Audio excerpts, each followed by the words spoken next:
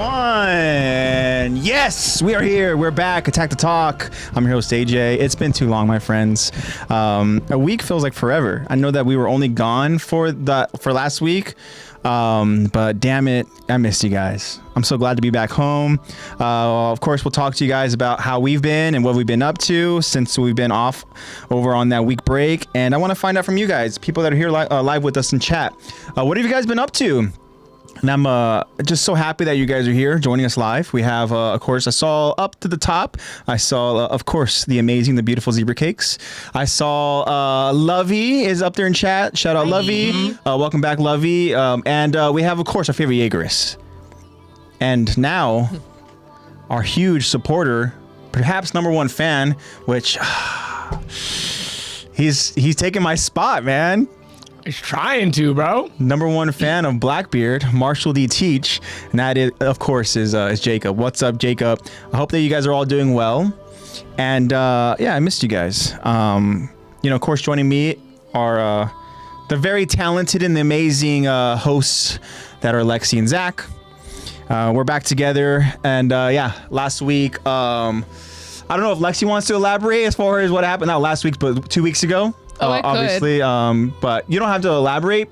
You can just kind of mention as far as what happened. I'll talk about the fun stuff. Yeah. But of course, for anybody that saw the last stream we did 2 weeks ago, it was just me and Zach. We left the setup and everything for Lex just in case. We weren't entirely sure if she was gonna make the trip. We knew that she had herself a day. Yeah, we have some recap to go ahead and do, of course, with the story, just to kind of see where we're at. And of course, the story is season 4, and we are going to finally be finishing up episode 2. Yeah. Episode 2. Yeah, we're gonna wrap that up. This will be is a beast. It is a beast for sure. Well,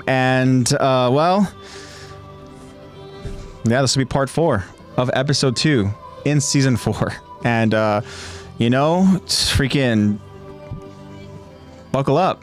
Yeah, seriously. There's a lot to go ahead and talk about. You can really say. I think you guys should be happy anyways. If we're doing these, splitting the episodes into 4 parts, it means more content that you guys get to go ahead and enjoy with us. I hope that you guys do join us for all these different breakdowns that we do in these episodes. And these episodes are fun. Some of them, they are very focused on kind of like as I've described before in the past, kind of like just setting the table, Yeah. But when you have episodes like this where there are actual characters around the table and they are talking about plans, talking about stuff, or even just having family dinner and talking about stories and stuff, I'm excited to go and talk about it. This is gonna be a fun episode for us to go ahead and do. And I remember when going through just kind of like setup and going through notes taking and all that and stuff for this episode.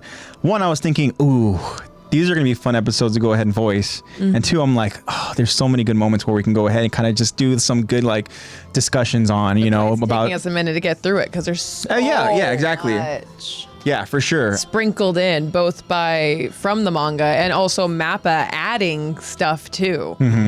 And this being the only season that Mappa's animating, it feels like they add the amount that Wit added. yeah.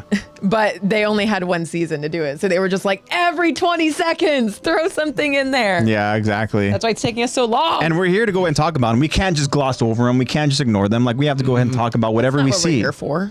Like, we pride ourselves on being a deep dive type, open round table discussion, yeah. And we analyze and we break down. 7 So, 3. Whole Cake Island. Whole Cake, is that Whole Cake? Damn, it's either okay. Whole Cake or Zoe, one of the two. He's on Whole Cake, but yet he's already in the know as far as what the hell is happening. He knows what's happening, bro. Leave it to our favorite Jaegerists to stay informed. Hey, kudos. Our favorite self-spoiler. Yeah, exactly. That's a great segue. We want to do a quick little spoiler warning to our friends, for people who have not seen Attack on Titan. Or a lot of things. Yeah, true. But yeah, so we're glad to be back. And I hope you guys are all doing well. As I mentioned, this will be season 4, episode 2, Midnight Train, part 4, and the final part of episode 2 in our breakdowns and discussion. No poll question, no Q&A for us. Yeah, it's tough to go and find with good ones. You guys have heard us talk about that before. We try at this point now just to go ahead and come up with some good, potentially like Ooh, deep Jacob. discussions. Don't even get me started, Jacob. Don't get me started. Uh-oh. We'll talk about that one. Yeah, we'll talk about it. And We'll I'm get back to that excited one. because I don't think AJ doesn't have social media. AJ knows nothing about No, it. yeah, I am God. unaware, but Here, I'll try to- I have you seen it? I haven't seen anything. AJ All I has know no is that idea. there is a new post. So this is stuff that I saw just on kind of like, my news feed and stuff like that I do Okay. have. I don't have Wonder social for you- media, but yeah, we can go ahead and talk about it because I don't. I'm gonna have it pulled up for you in case you want to watch it. Okay. Yeah, Let me I get would love into to go it. ahead and see that. If you guys want to see my live good. reaction to that, awesome. I wasn't going to bring it up to you earlier. I was going to text you about it, and I was like, no, I'll tell him on the stream. Yeah, that'd be cool. 'Cause Because that's I'm obviously aware of Attack on it and Titan. stuff, yeah, I mean, this is an Attack on Titan podcast, so yeah, let's talk about it. Thank you for sending that to me, by the way, Jacob. I appreciate it. Hell yeah. So, It was all over my Twitter. all right. Oh yeah, dude. My now- Twitter is They blown up. I got immediately. I already got like 5 TikToks that have spoiled it from Yeah, the from post-credit it. scene, and I was like, okay. I got like the full clip on Twitter. I was like, whoa. I was like, okay, shit. cool. I guess I'll Oh, watch the full shit. thing. And now my entire feed is just Goth Mikasa. All right. It's in 30 seconds of peak. Not the Titan peak. Do me a favor, Lex, on Zach's camera, just go ahead and expand a little bit. Oh, that's opposite. That's good right there. Just that way Zach's a little bit more centered. There we Also, he has Mikasa over right there in I that know. corner. You got it right there. Awesome. Though. Not All right. goth. So we're back, and we would love to go ahead and talk about what we've been up to. And I Yeah. will start with Lex. Catch up. Again, if you want to go ahead and kind of talk about what happened with the last stream that we did, and why you weren't able to make it, or you don't have to get into full details. But been either way, all I 2 did, I weeks. told them was that you had yourself a day. I did. So I did have myself a the day. floor is yours, Lex. We streamed on a Wednesday, which are usually the days I have work at my other job, not the PE job, Which was our Halloween stream. which was supposed to be our Halloween stream. Yeah. And I had literally the most exhaustive day at work. So exhausting. And then my supervisor was pressing me to the point where I was in tears and still kept pressing me. So it was a day. And then I just had to recharge. It was a day. Yeah. It was a lot. I had like an exhaustive panic attack just because I realized how tired I was. But update, I have resigned and they fired that supervisor. Wow. I was waiting. I was gonna be like, did we get HR involved? Yeah. Justice. I didn't even like make a report. I just sent the resignation letter like a couple days later. Yeah. And the I'm sure they studio put two manager and two called, together. who she's super cool. She's understood the whole time. She's like my age, but she called and was like, hey, letting you know, we did fire him as of 2 days ago. And she was like, I don't know if that changes your decision. But yeah, I ultimately decided to resign. And yeah, miss my clients a lot, but I really needed this rest. Pretty much the whole thing is just I made that decision to basically catch up on my health, I guess. To really focus on Self-love, yourself. bro. Yeah. Gotta get some self-love. You I can guess. realize that certain things just aren't worth your time, and especially if Yeah. that time means you, like you said, exhausting like, the tipping yourself. point where I And was so, like, all right. pop quiz, Jacob. It's not the teacher job; it's the other job. You Yeah. remember what the other job is? You remember what it is? Nothing again. I mean, obviously they fired him before I even said anything. So they still are a great company. They do great stuff. I miss all my clients. I Yeah. love all my coworkers, everything. It's just, I'm tired, man. And I needed some time for mental health. So That's more than I see most other companies do. So Yeah. yeah. And she was like fully accepting. She was like, yeah, no feelings at all. Like, I get it. That's you like take care of you first. Yeah, which is good. No, that would be incorrect, but you're kind of, I guess, on the right track potentially because this is something that I think It's still, Lexi was like, doing. Physical therapy. But yeah, it's. But I had a bunch of clients, and I did involves stretching clients. text them. I texted them like this weekend, like basically sending a very professional paragraph telling them like how much I'll miss them and stuff. And I had 2 of those clients say that they canceled the moment they found out I left. Wow. They were like, if it's not Lexi, I'm not doing it. Yeah, which I'm like, thanks for being so loyal, but also you need Go to take keep care up of on your yourself. stretches. Yeah. I'll like text them like, okay, make sure you keep stretching. Like, make sure you're still good. But yeah, other than that, my teaching job has been absolutely amazing. But anyway, yeah, so that's why I wasn't there last week. Yeah. That's why I wasn't there last week. And the teaching job has been great. Let's see what's happened in the past 2 weeks. My car got towed. Damn. And You might have a new client. Look at chat. I need a good stretching. Yeah. I mean, I'm stretching dad right now for weekly money. Yeah, So- for I can tell you why, because of when I kind of catch you all up what I've been up to, you know, and Yeah, stuff. yeah, and, yeah. Yeah. And we're gonna start doing that now. And yeah, don't worry, Ronnie, I got you. I got you, Ronnie. I mean, I'm used to stretching giant men, but I guess I can stretch you too. Yeah, my car got towed. It was stupid. I had to go pay for it while I was like dressed up clubbing for Halloween weekend. I was dressed up as a wolf in sheep's clothing in the middle of a tow company, paying off my car Wow. so I can get it. And it's funny because my friends were like, so what else are we doing tonight? I was like, we're done. I'm going home. My car got towed. I think, I'm done. Car getting towed is pretty much about. That's a night ender right Yeah. Yeah, definitely was over. We're like, Even well, we if got you the get it car. back. Like, we Yeah. got the car back literally within like 30 minutes of them towing it. But Yeah. God. Anyways, I learned an expensive lesson that weekend. I'm assuming it was like a parking thing. Yeah, it was. Did you see someone zebra cakes? called on it. Really? Yeah. Oh my. Because it's a private it is private property. I'm not supposed to be parking there, but I park there. Me and my friends park there all the time. Yeah. And I'm not saying it's right. I'm just saying the owner actually went in and called it on me. So Zebra Cakes got called on too, which is why she said, if it makes you feel any better, my car got towed after one of my dates with AJ, and it was embarrassing.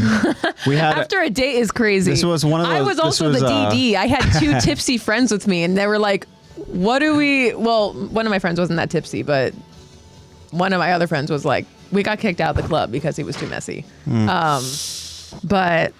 which actually kind of worked out, because then you realized your car was gone. Yeah, I got kicked out at the same time they towed it, but because we parked a block away, Yeah. I didn't get there in time to see it get towed. I just pulled up and was like, my car's missing. Yeah. And I was like crashing out in the parking garage. I was like, Ashton Kutcher is going to come out Yeah. because Punked is back. Yeah. And this isn't real. And I just was going through it. But Yeah.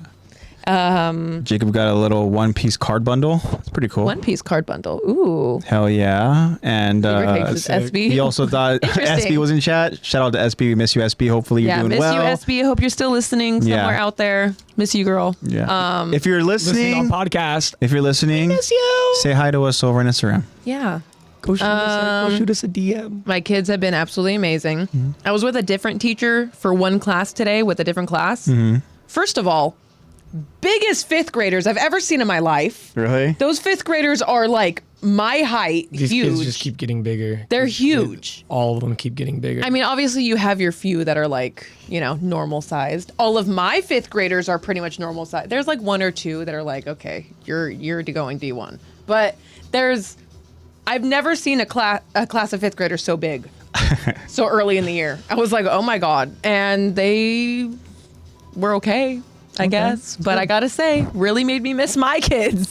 So when I finally went back, they all were like, Miss Lexi, where were you? I missed you. I left you a Reese's peanut butter cup. And one of oh my God, she is so cute. There's one little girl whose mom works in the office. And Pokemon stick combo altering our DNA. Oh God. that's an interesting combo. Yeah, that's what it is. Yeah. That's why fifth graders are huge. That's what it is. You probably got back to your kids and you're like, okay, guys, I have the craziest story to tell you. So I went ahead and I did this class, and the kids were giants. And then the kids are like, oh my God, what? The Yeah. kids were titans. Yeah, no, the kids were huge. No, the kids were like they were like 10 years old and they're 5'6". I'm like, why are you that big right now? But do you think Didn't you kids like just that, turn 10? kids like that, they go ahead and they peak, Yeah, right? that's Those are- true. those are the high But I school will say peakers, a lot of them are boys. Yeah. And usually girls are a lot taller. Yeah, because I remember even when I was in school, in elementary school, like there was a lot of kids that were taller than me. And then, when it came to high school, that's when I really had my growth spurt. Next thing you know, those kids that I thought were really tall throughout elementary and middle school, Now you're looking down on them. they stopped growing after that and stuff, Oh, and you So just all of a sudden kept- going into high school, they kind of just like they hit that like 5'6" to like 5'9" peak. No, they peaked too early. And all of a sudden, I'm like 5'7", going into 6'1" as a sophomore, and then Your shins are just aching. yeah, by and then the I went week. to like 6'3" as a senior, and I'm like, yeah, that's right. Yeah. Aw. Well, maybe that's what it is then. Maybe they're just not going day one. They're just going to be 5'6". They're just gonna be, They just peaked they're too just gonna early. grow a couple other inches, but Enjoy the nothing height while you can, substantial. bud. But there was this little girl in one of my Elbath, classes, yeah, exactly. and she is so sweet. Oh my gosh. This one class that I have at this one school is literally the sweetest group of kids I've ever met in my entire life. And I want my children to be just like them. Children, huh? I want to have at least two. Oh, okay. Boy and a girl Gotta would give be 'em a friend. nice. Yeah. Yeah, so it doesn't get like bored or whatever. So it doesn't get bored. So it doesn't get bored, So it right? doesn't get bored, I guess. Give it a friend. I don't know. Play. So They act like they're gonna get along. I know. Play, boy and girl, obviously. What up, Josh? Hi, We are Josh. live. Oh. Hope you've been good, Josh. Thank you for joining us. And she comes up to me today and Stick she gives around, me Josh, stick around. She gives me this paper, and I literally have it in my room. She gives me this paper, and normally kids come up to me and they give me papers because it's a PE note, Yeah. something. She gave me They're paper, like, and I was do you like, like me? Check yes. Yes, no. Check run a one mile. Hell yeah, Josh. Deep dives for sure. Deep dives in this episode. Yes, thank you, Josh. Losing Yeah, their minds so today. she handed it to me, and I was like, "Oh, is that Low? Is that what it says? The Asian freak. Is that the Oh, Asian that's- freak? What the heck? Hey, stay consistent. What's up? 2 to 3 inches a year. Yes, sir. And Shout out. he is the tallest on his team. Yeah. Well, we can say for sure that Luca didn't peak at all, wherever he was Yeah, at. Luca- He's no, tall he as fuck. Like he has it. He's still growing to this. Yeah. That is Luca, my boyfriend. Yeah, that would be He's- Luca. he- Shout out and to he Luca. is Hopefully you're 6'6". doing well. And welcome, man. Hell yeah. Thanks for joining us. Where's Marco? Let's get the family all together. I know. I know. Marco. Awesome. Sorry, let's continue. But she hands me this note, and I was like, "Oh, you have a PE note?" And she was like, "No, it's a gift." And I was like, "A gift?" Oh. And then she runs away. I was like, Oh my I was like, "Girl," she like gave it to me and ran away in embarrassment. I was like, "Do I open it now or?" And I didn't even hear her. One of her classmates go, "She said yes, you can open it now." I was like, "Oh, okay." I open it, and I had to go to the back of the class because I almost cried. Really? It was so Aw. cute. It's a letter that we surprised. No, me too. Me too. Anyways, I'm in the back reading it, and it's her saying like, to the bestest PE teacher ever. And like I'm like reading it in her voice. Yeah. And it's like she writes it just like a kid. She writes it like what does it take to be the best PE teacher ever? Well, I'll tell you. And she's like writing this out. And it's like, 1, be super nice and caring. And like she's basically talking about she writes like Mrs. Alexi is what she wrote. And I'm like, cool, close enough. And she's writing down like, also, I love when you do pencil TP, because we have this game where like standing straight is pencil and doing this is TP. So I'll be like pencil, TP, skier, whatever, and they have to do the poses for the warm-ups. It's a fun game. So she's like writing about that, and she's like talking about like, and she like writes like a little like couple of sentences talking about like I hope that you're my teacher forever. I know that I'll have 6th grade soon, but I'm still only in 4th, so I'm so happy I get to see you next year. I hope that you're my PE teacher every year for the rest of my life. You're the best teacher ever. Wow. And like writing about it. And she was like, here's a picture I drew of you. And she has a little drawing of me in a little witch hat. So cute. And in the back, she has another drawing of me with my LA hat that I wear. And like she actually pays Wow. attention to me. Yeah. She like has all my piercings in the right spot. She's so cute. What's crazy and what's special about that is that I'm gonna hang it up in my room. this isn't going to be the first time we make a tremendous impression over on kids and stuff. This It's isn't the first time incredibly daunting, though. but the thing is though is you can't think about it like that. Just continue being yourself. That's what you're doing. I just be having fun with them, You're just being yourself, and the moment you go out there and you take yourself too serious like that is the moment where kids are going to go ahead and kind of see you differently. But if you continue to just be yourself, like I think about my time and all those years that I worked over at these park programs, worked as, like a coach over at these community gyms, like kids will go ahead and really like resonate towards, you genuinely caring. Yeah. Because there's kids that don't get that, and for you to go ahead and have that impact on this kid and stuff and all that, it's going to go a long way, because I'll tell you what, whether you go ahead and you have this kid again over in one of your classes next year, it doesn't matter. That kid's going to go ahead and remember you. Yeah. I was talking to my friends the other day, and I was like, I have kids being like, you're the bestest teacher ever. And I was talking to my friends, and they were like, well, yeah, like, don't you remember your favorite teacher from elementary school? Like, don't you remember your favorite teacher from middle school? And it's like, you know what I do? And it's like, that stuff sticks with you. It definitely does, yeah. And I was like, oh my God. I was like, I'm going to be like in my 80s with like grown adults being like, I still remember Miss Lexi. Yeah. I mean, if you make it to 80. What do you That sounded like a threat. Are you planning something? You never know. Those kids might get too attached. No, I'm kidding. I'm kidding. But yeah, and then also fun little thing that happened is that 2 days ago, Luca aired on TV with his mom for it was like a Philippines news channel, basically a whole like 15-minute coverage of him. So it was a little TV coverage of him? That's sick. He got awesome. interviewed and everything. Sorry, babe, I'm putting you on the spot. I don't know if you're still here. They like interviewed him. He's like, so tell us, how do you feel about this interview? He's like, well, That's exactly what it was like. I thought that this was really cool. And that's exactly what it was like. I'm really enjoying it. And the Philippines is really nice. And, I miss my girlfriend. And, I'm just happy. And then he's like, all right, well, that's exactly check what it us was out like. next time over on KCAL Philippines. He was whatever. a little more energetic, and his mom definitely did most of the... Luca, I'm kidding. His mom definitely did most of the... Family celebrity, that's right. His mom definitely did most of the talking, but Luca hasn't even seen it yet. Why haven't you seen it? Me and your mom... Ilmay, it's okay. Your mom and I have been texting each other about it, and you haven't even seen it yourself. So what's going on, babe? But the interview was so funny. Yeah, it's just basically talking honestly, about like real talk. That is badass, Lucas. So I mean, congrats on that, bro. Just keep doing your thing. You have the applause button, don't you? I do.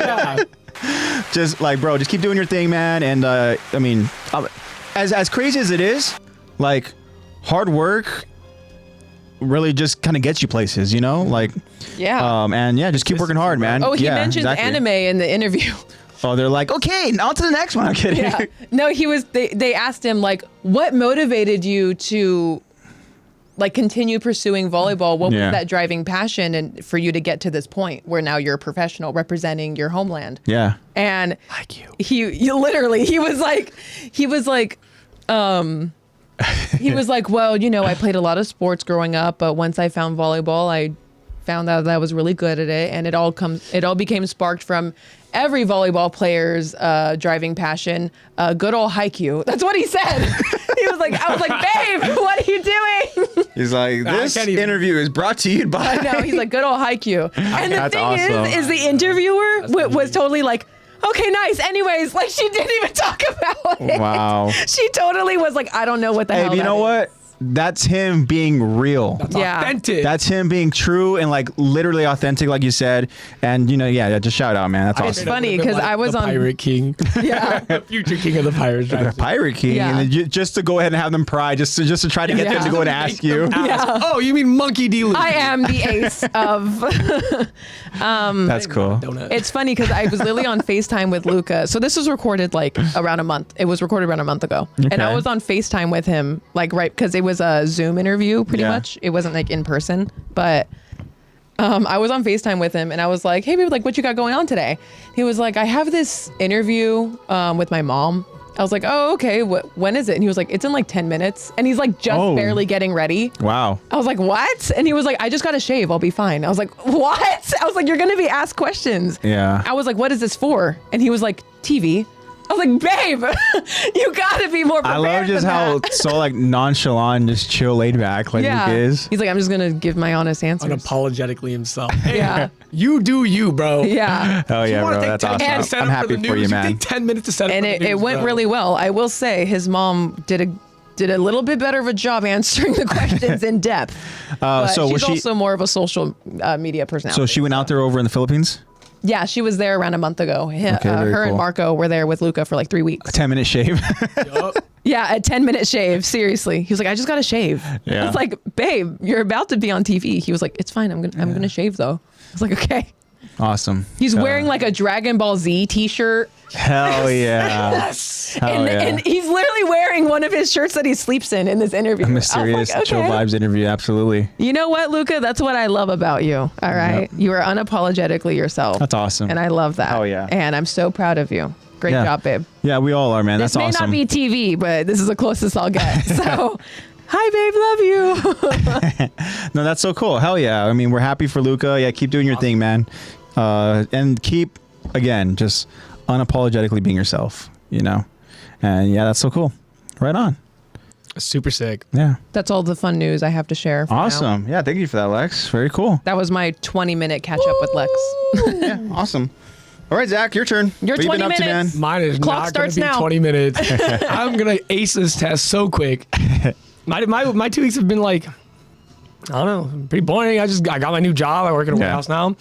I'm up at 5:30 every morning. Yeah, how's that I been? know, How's how that does it feel, bro? How's that transition? Yeah, because I know that early on for me, it was like it hit me in waves where I'm like, oh, I think I can do this, and all of a sudden you hit that week where you're like, fuck, like and I'm guilty of also sleeping through alarms for whatever reason too, Oh, that was me all the time. I had to get And- an alarm clock and because my phone doesn't work. My phone doesn't yeah, work. I'm not that. I'm not the early So bird. true. I'm not an early person. I'm not a morning person and stuff, Like I'm the type of person where I show up to work, need to get some coffee. I'm not going to go ahead and kind of be like, like, hey, good morning, everyone. Oh, that's me. And stuff, Yeah, but, you're definitely not a morning person. but I think I took all that from you. probably. Because But- I'll wake I up in the just wish morning it- and I'd be able to have like a full coherent conversation with mom. Like Yeah. mom will be like, guess what But- I found today? And I'm just, yes, mother. Are you waking up in the I'm morning? awake.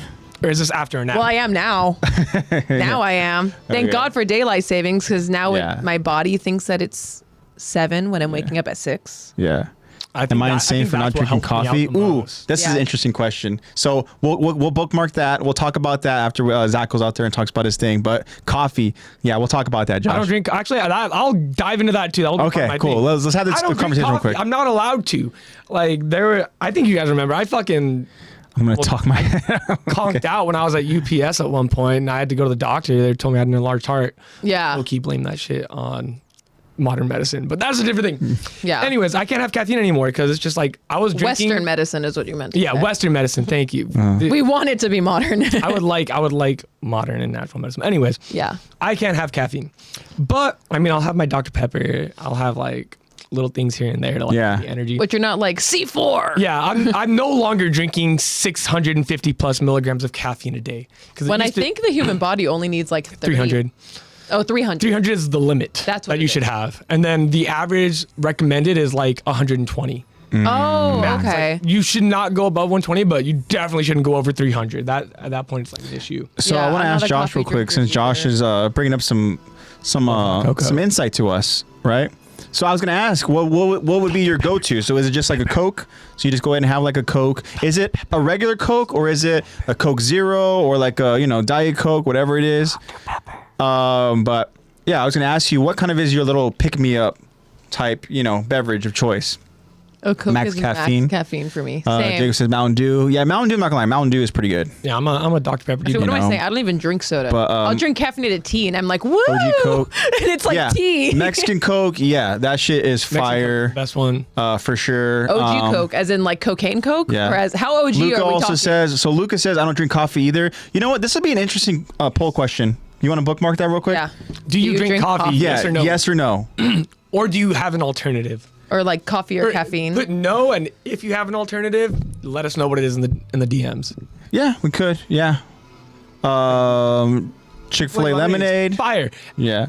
Anyways, I can't have caffeine. Yeah. So you guys Yeah. are alone in that. I can't do it either. So what I've been Cold doing Starbucks. is my morning routine has been broad eating answer. apples. Is it what? An apple a day. An apple? That's awesome. You know dude. what? I started doing that too. You know what? I've been taking an There apple was a to work and moment munching in my on it. beach career where I was on Red Bull a bunch, and then I switched to apples. Weirdly enough, every morning, and I felt so much. An better. apple a day Yeah. does keep the doctor It away. Like, really that's not- does. That's not some fucking wife. That's crazy. It's been said for a reason. People don't say it anymore because no one fucking eats apples. They go to McD's and get their French fries on their Big Mac and their Yeah. Tyson chicken Big Mac. Yeah. But Chicken Big I'm guilty of that, Josh. I'm guilty of that where I like the tingle. I feel like Oh, I think you're allergic, baby girl. Apples make my mouth itchy. That might be an allergy. I mean, it's also the same thing as like pineapple. I think you're allergic. There think that's definitely an could allergy. be. I mean, pineapple does the same thing. We're all I'm like- pineapple. That's true. Pineapple eats you back. Like when I was in Hawaii and I got that fucking like 3-pound bag of pineapple, I got halfway through and my tongue, it just felt like I was fucking. sizzling. It just felt like metal in my mouth. Really? I took 10 minutes off the pineapple and went that's straight back blood. to it. a whip it a Basically. day. a whip in a day. Fuck no. I Oh do my not God.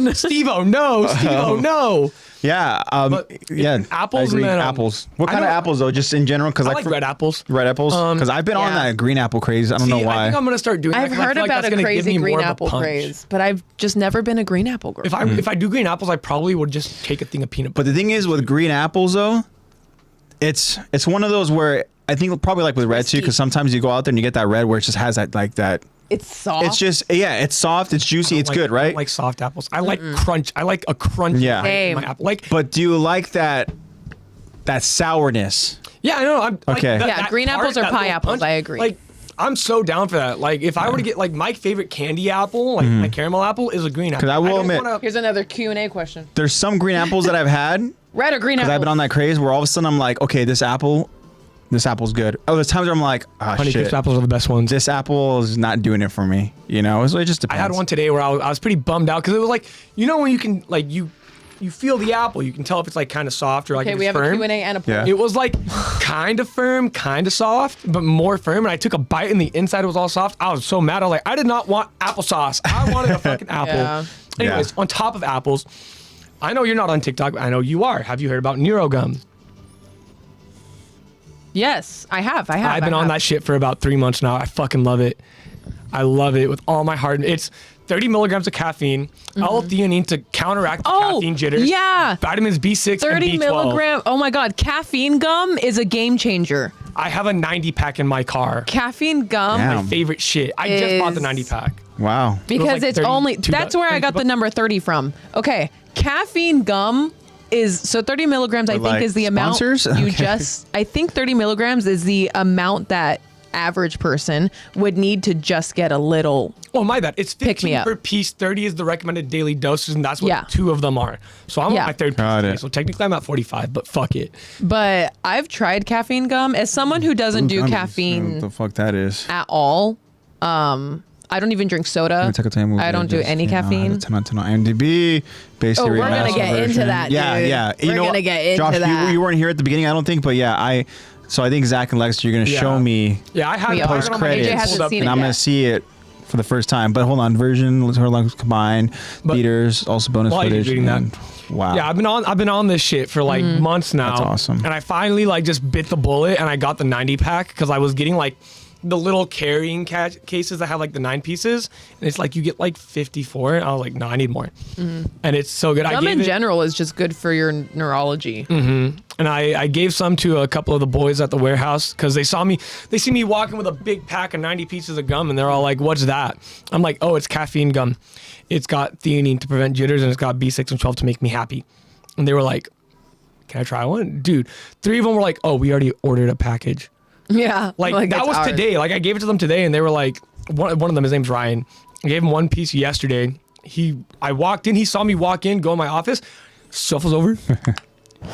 Can I have a piece of gum? It's like school all over again. I know. Well, yeah, this has been keeping me alive in the mornings. New jobs have been good. It's They've so just fucking secretly boring. added That's in good, the most bro. addictive drug known to man. I know. They're This, just this is gonna be. Sometimes This is my new One favorite. everything's addiction to expensive, baby. another. Everything is. But yeah, and then besides work and working, I'm still gonna be at the restaurant till the end of the year. So I've been fucking 7 days a week for the last 2 weeks. It's been fucking Yeah. crazy. But at least the weekends aren't too hard. It's like 4-hour shifts. But I did go to Frank & Son's last Wednesday and I'm gonna sell some Pokemon cards. Oh, really? Nice. Yeah, and I had a binder that my cousin gave me. Thank you, Chad. Appreciate you. He didn't mean to. His dad gave it to me when we were like 5 and like 9. But I brought it over to Frank. Did you get them like, what's the term, like appraised or whatever? The guy, so it's a close friend of mine. He's actually a grade below you. His name's Nick Manassian. I don't know if you know him. He's Armenian. Beard. Yeah. Yeah, his brother Danny, they just got a booth at Frankenstein's, and Danny's been selling cards. He's been Really? cards for years. Yeah. Good for them. And he hit me up and he was like, hey, Nick told me that you have Pokemon cards. I just wanted to know if you're interested in selling them. And I was like, they're not graded. He goes, I will get them graded for you free of charge. Wow. 100% profit is you. I just want inventory because they extended their booth. So these are the ones that he picked out from my binder if you guys want to take a little peek ski doodle at them. Yeah. There's some pretty cool ones in there too. I have more photos of the whole binder, but the Dark Gengar, he said, is probably going to go for, if it is like a grade 9 or 10, at least a couple hundred. Okay. So, and then there's some more of them in there that some of the other guys at the booth were more fluent with, like those, like the Kyogre one and the ones that don't really have moves. It's just the Pokemon. Those ones are like a different category, and one dude specializes in it. He was like, I want this one. He was like, I'll pay you $30 for this Kyogre, and I was like, I'll do 50. No, you're like 30. I was like, I'll do 50, and he was like, hell yeah, bro. oh, you sell? And I was like, I do sell. But yeah, so that's what I've been doing. You sell? I do sell, but yeah, that's what my 2 weeks have been. It's just been, oh, here, this is him on Halloween. He dressed up as Ash Ketchum. Bro had four grade 10 Pokemon cards. Pikachu, my Blastoise, God. Charizard, and Venusaur. Oh, shit. Yeah, I know. And that's, in his hand, we were talking about it, it's at least probably like 50K. Damn. Because that Charizard alone is like 30-something thousand. Yeah. Yeah. But that's been my 2 weeks. It's good, bro. Just fucking working. Yeah. That's cool with awesome, that, man. though. Mine's not going to be that long. Okay, Zach. Okay. Was like 20 minutes? It was about 20 minutes. Not trying, Mish. I mean, we all contributed a little bit We here. did. hell yeah. There was other questions. There was there was a caffeine whole poll and Q&A going on. Yep. I love it. Yeah. Yeah. Oh, I am Josh ready to has quit a- this 7-a-day grind, though. Josh has a question for you. Oh, yeah. Please do. I did. Okay, so I'm not in charge of the music. I'm not in charge of what plays, but the guys do play a good amount of Kevin Gates, and that's normally like, surprisingly, it's the old head. There's this old head Scott, and he's like kind of cranky, but he likes me because I don't give a shit. He talked back to me one morning when I was like, I need this pallet. He goes, I don't know where it is, and I was like, I don't care. Your job is to get it. Go get it. He was like, oh, okay, yeah, sure. My bad, yeah. And after that, we're fine. But he plays that shit. He plays Kevin Gates every morning before I show up because he gets there at 6. I get there at 7. So apparently, Kevin Gates is like the majority of the first 30 minutes. And then when we're closing at like 3:30, that's when we play it again. So Got it. it is fun. Wow. We do have a lot of variety in that warehouse, to be sure. One of our clients is actually LACMA, the museum. So we have a bunch of art pieces just in our warehouse. Oh, wow. So I fucking walk around doing inventory and shit. I'm like, is that a whole fucking, it's like fucking 15 feet by 20 feet. It's a whole sculpture and shit, like kind of torn down. I'm like, that's a lot. That's just sitting here collecting dust. Who knows how long that's been there We for? have that? Yeah. But it's pretty cool. And then we get a lot of free shit apparently because there's a lot of like people want to store like computers and software and like a bunch of random shit. And we get a lot of packages that just have stuff that they don't want anymore and that we don't want to keep. So like we have like free monitors and keyboards and a bunch of free tech. So I'm gonna start digging through that shit and low-key, I heard some of the guys already sell that shit on OfferUp. So I'm Really? Do it. I'm just gonna start taking hauls of shit home and Nice. OfferUp. And if anyone needs a PC, let me know. Anyone needs a PC. Right on. Figure it out for you. Josh is rich confirmed. Hell yeah. That's awesome, man. I'm glad that you're doing good. I'm glad that, you've been busy with, I think with work waking and up all in the that. morning has helped me out mentally because it just starts my day off. Yeah. You actually have like a day. You can like nap and you're like, whoa. I'm not sleeping in till fucking noon anymore. Yes. Yeah. No, it's been pretty cool. Oh, and there's a kava right next to my work, which is Everyone's all up on kava right bro, now. I've been hearing so much about it, and Everyone's all over I kava. was like, you know what? Let me give it a shot. Oh my god, so good. I Yeah, spent, my friends love it. And then Marissa, our sister, who's vegan, she loves it. I'm actually like down the street from Hope. Really? Yeah, so you know how if you're on the south side of Hope on Yeah. what is it, Commonwealth or Don't whatever? don't dox us. Oh. Whatever. You go right past the 57. Yeah. Make a right. I'm right there. Very cool. On the You know, Jacob wants to know. in and outside. Yeah, that's where I tend to go to lunch. It's literally you go if you're looking at In-N-Out, right? If you're Where looking at you In-N-Out, work? side. Yeah, Really? yeah. What the hell? Warehouse right there. You know, right by Sam's Club, Home Depot. Going South.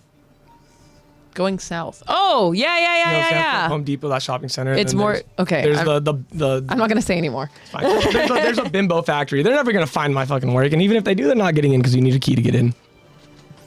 But yeah, Jacob must know what the F is kava.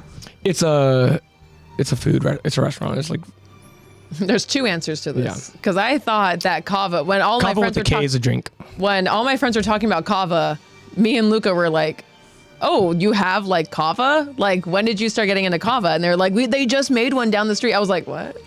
Yeah, And I was like, "Oh, because kava is a drink that is primarily popularized in Pacific Islander or Pacific Islands." Yeah. And pretty much, it's just got this kind of it's like alcohol chemical in it.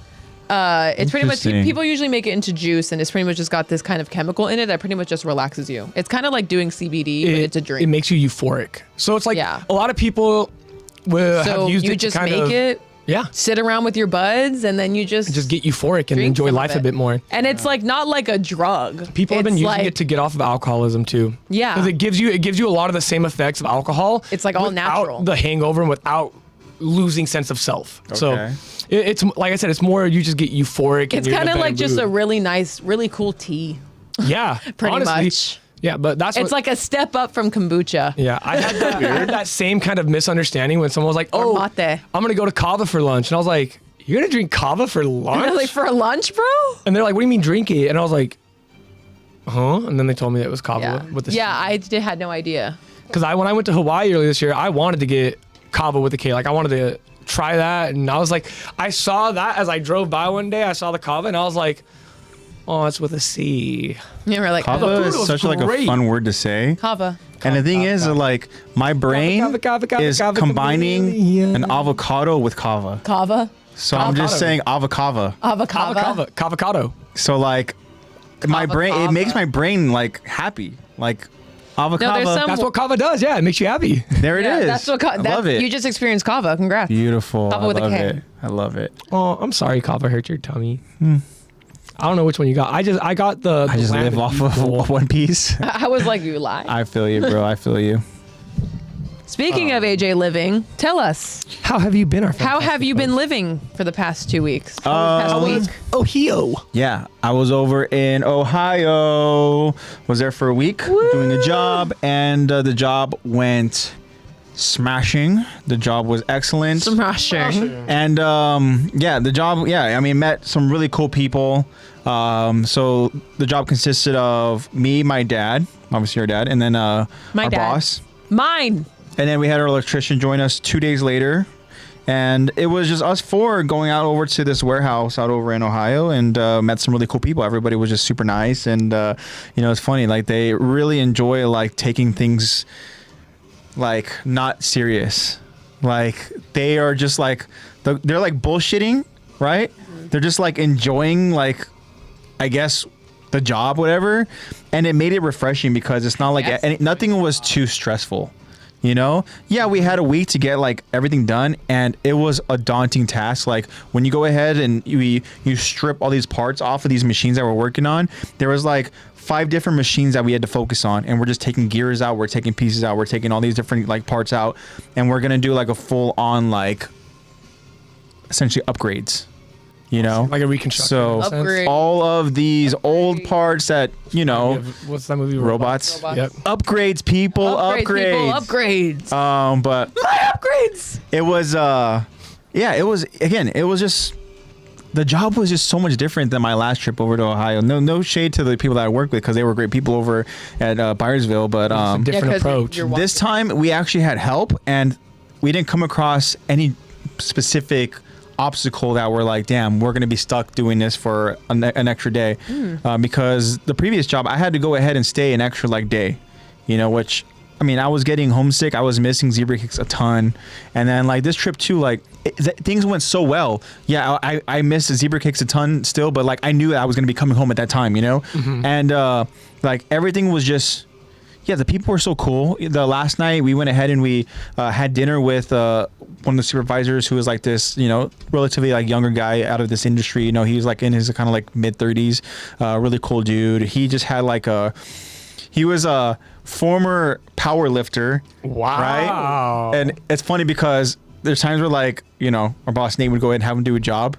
And we're like, hey, the guy's name is Tommy. And you're like, hey, Tommy, come help us lift this thing, right? And he goes, yeah, I'll go help you out. We get done, whatever. And he's like, yep, leave it to the power lifter. And he goes, oh, no, I'm just like old and fat now or whatever. And, you know, like he had this whole idea where nothing was serious. He just took himself so unserious. Yeah, he's like one of the bosses, you know? And he goes out there, he's like a good networker because he's like, refreshing. He's like, oh, you know, they probably just think I'm on the spectrum. There's like, oh, poor little guy. That's so he goes, good. we just gotta help him, you know, this whatever and stuff, you know. He's just like, oh, you just gotta help little old me, even though he's like this kind of like stocky little guy with the he had his beard, he's bald and stuff like that, you know. That's so refreshing. But yeah, he was cool people. Got to go ahead and have dinner with him and his girlfriend, and the last like night that we were there and stuff, you know, to kind of just like celebrate the job that, you know, we all did together and everything. But we stayed at an awesome like Airbnb. That was another great kind of distraction because the previous job, like it was just me and, you know, my boss Nate, and, you know, we're in our own like rooms over in this hotel.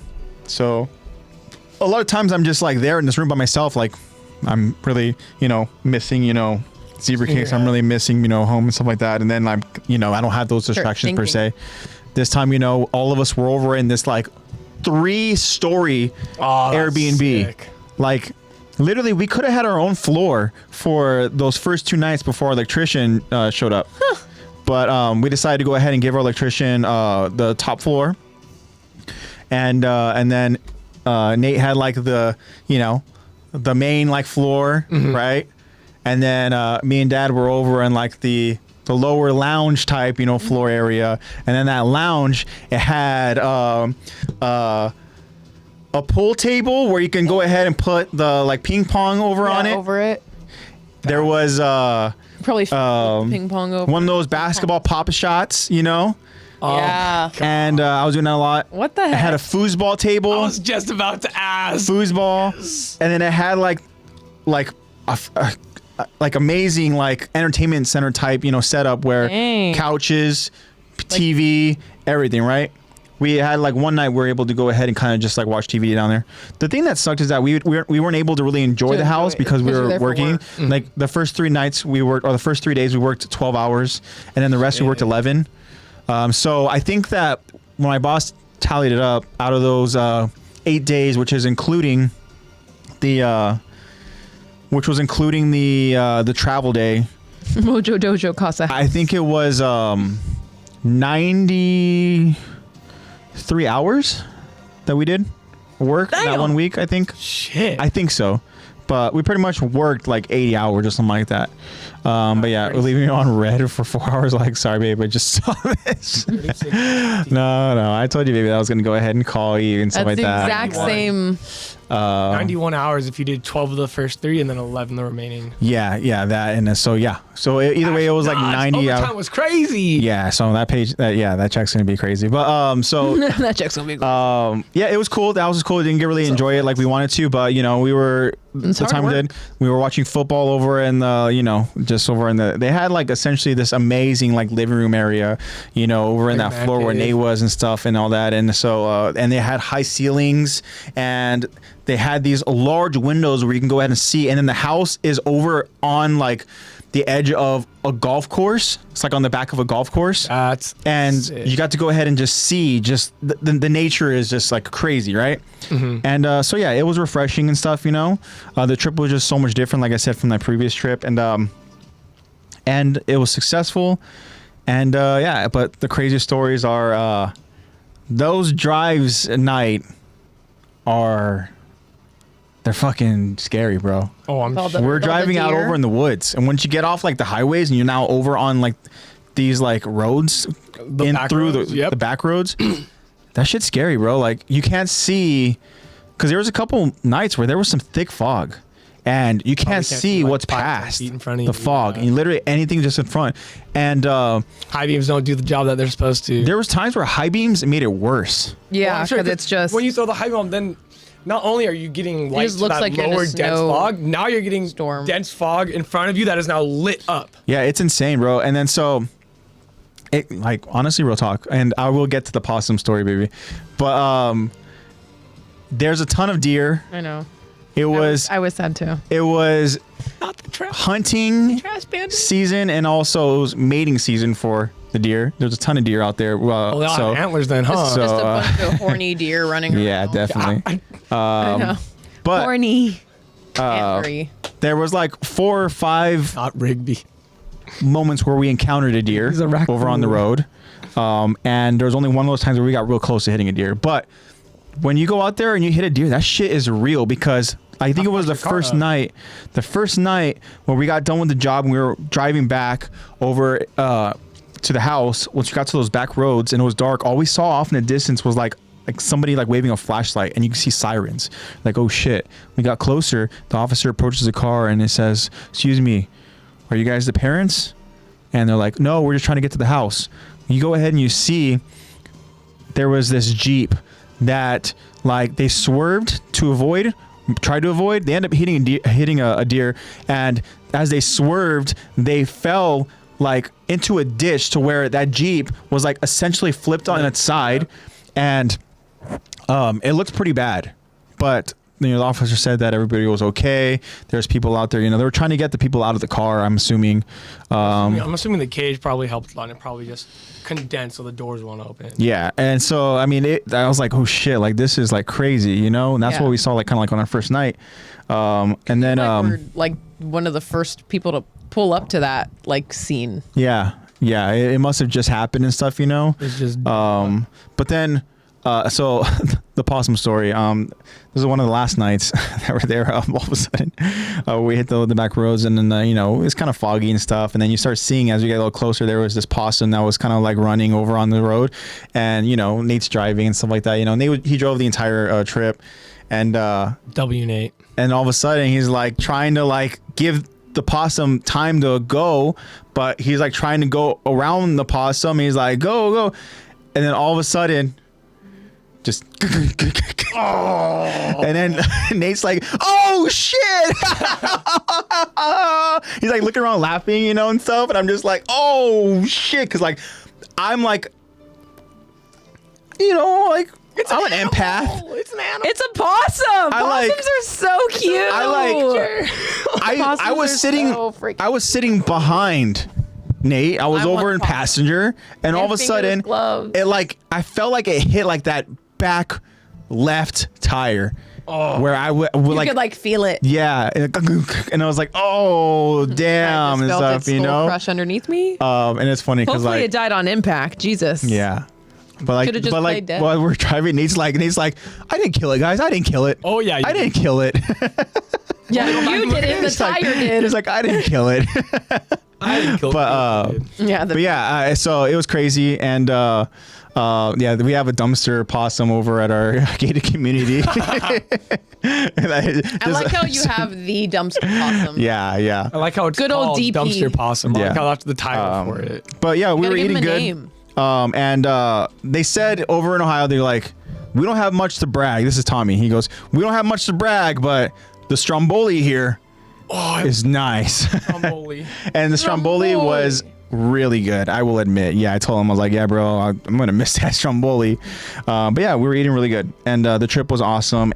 But as you get closer to those days and you count down those days, you're like, I cannot wait to get back home. And I felt so good. It felt You get real so happy to get back home and stuff, And yeah, so but the trip was, it was definitely Yes. a much different trip, and it was a trip where things were fine. Would you argue that's because of the positive attitude the crew already there had? I think what it was just the crew. We had a lot of help. People we came across were really nice, and not to say again that the other previous job that they weren't nice, but we only had one guy who was helping us out, and he kind of like lacked some knowledge with the stuff, whereas the people we were working with, they like knew their shit and stuff. And then It's always nice. also too, it's just I wasn't in a hotel room alone. I was in this house with my dad, with Nate, and our electrician who we've worked with. This electrician, Mojo Nate. Casa. Nate has traveled like with this electrician for years, literally like for like 30 years, I want to say, and they've traveled the world. Oh, so, awesome. but yeah, I mean, it was a much more positive trip. Yeah, but at the same time, I missed, being home and all that and stuff, for sure. I missed, zebra cakes a lot. And, but yeah, so. I don't think I've ever really been like homesick. Mm-hmm. Like even in Japan, like I would have stayed in Japan for another fucking month. Yeah.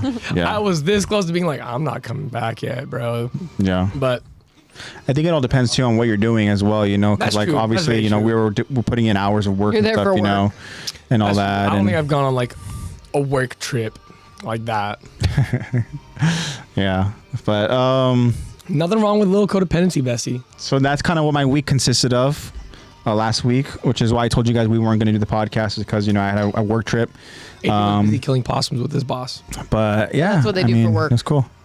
It was a good trip. Glad you had a But I'm good glad. trip, bro. I'm glad that we're back here doing the pod Welcome home. and stuff, We miss and you. yeah, we missed you guys, and stuff, and I hope you guys are still sticking around with us for this our responses of catching you guys up with what we've been up to.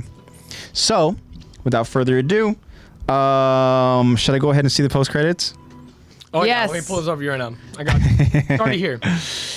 Hit play whenever All you're right, ready, brother. so I'm gonna go ahead and watch this live. Everybody watch AJ right now. Stare at him. I have not Get as seen close to anything. your I'm screen as aware you that can. there is a post credits, but For context, a movie released in Japan That's of just Attack on the Titan, post-credit scenes. and I don't have there's a post-credit scene. a lover, so I'll just stay in Japan. I'll pass out in a Mugiwara store. Oh my god, the One Piece stores are so cool. There's so much, AJ. There's so much. Yeah, all right. It's also cheap. Preparing myself for this. All right.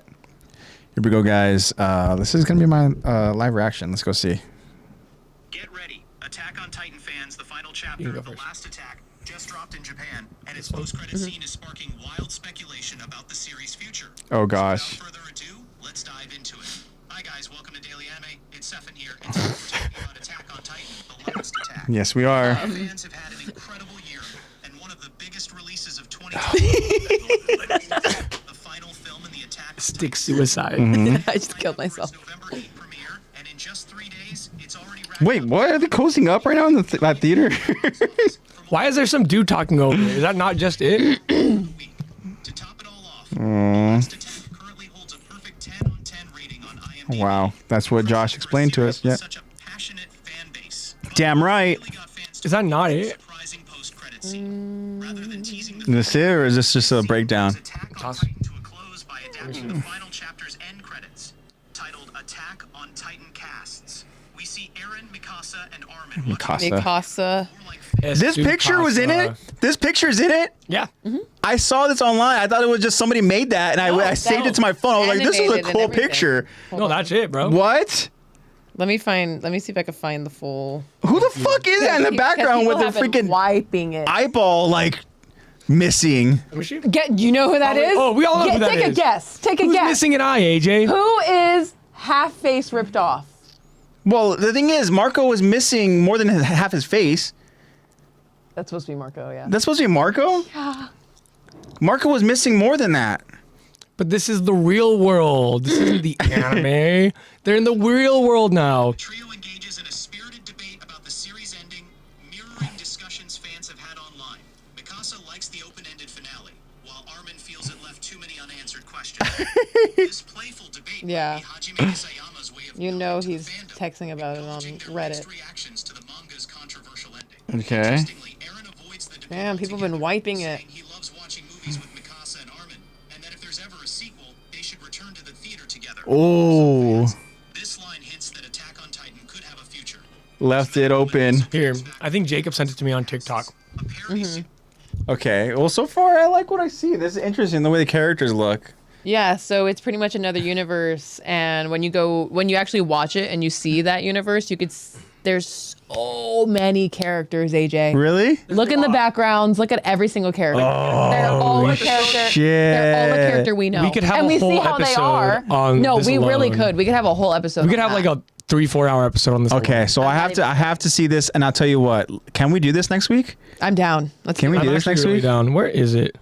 You know what? Scrap what we're doing today. This is what we're doing now. Oh, Jacob. They took it. Wait, where is it? They've been taking them down. They're taking them down. Damn. Where did you send it? Sorry, guys, but what I saw was really really cool. They have all the images and stuff, but Oh, they really did take that shit down so fast. Damn, I didn't know that was legit. I thought that was something that like it was like a fan, no, made that's thing. Mappa animated. Wow, that's cool. It was so. Jacob said no, they didn't. Oh. Some dude just recorded his screen, but close enough. All right, There you close go. enough. It'll be in Japanese, so we don't know what they're saying. Send it to me again, Jacob. I can't find the link. Pretty please. Those are those fucking kids, Udo and fucking Sophia. That's what I'm saying, dude. Look at all of them. Levi spinning around. Fucking Yeah, Yeah, he's a janitor. Doesn't he look tall in that universe? yeah, now? he did. Spins and he gets it. He wipes it. Yeah. Okay, yeah, we have to do a deep dive on this. That's what I'm What saying, the dude. fuck? Look at everything, dude. It's so good. Oh my gosh. Normie, Aaron, and Dawson and Nerd. Aaron would be into goth girls. Look at the background. Who's in the background there? You'll see it when they zoom out, and you'll see the name of the. Is that Yelena or something, or somebody tall with like? When does this come out? When can we see this? Whenever they decide to release it in the US. Yep. I'm sure we can find a pirated version. I'll see if I can find a pirated version for us. Or even just like something. Damn, armor looks cool. What the fuck? I checked. Yeah, look at that nerd. I thought you would like him. They're just friends hanging out after high school. He says TikTok DM.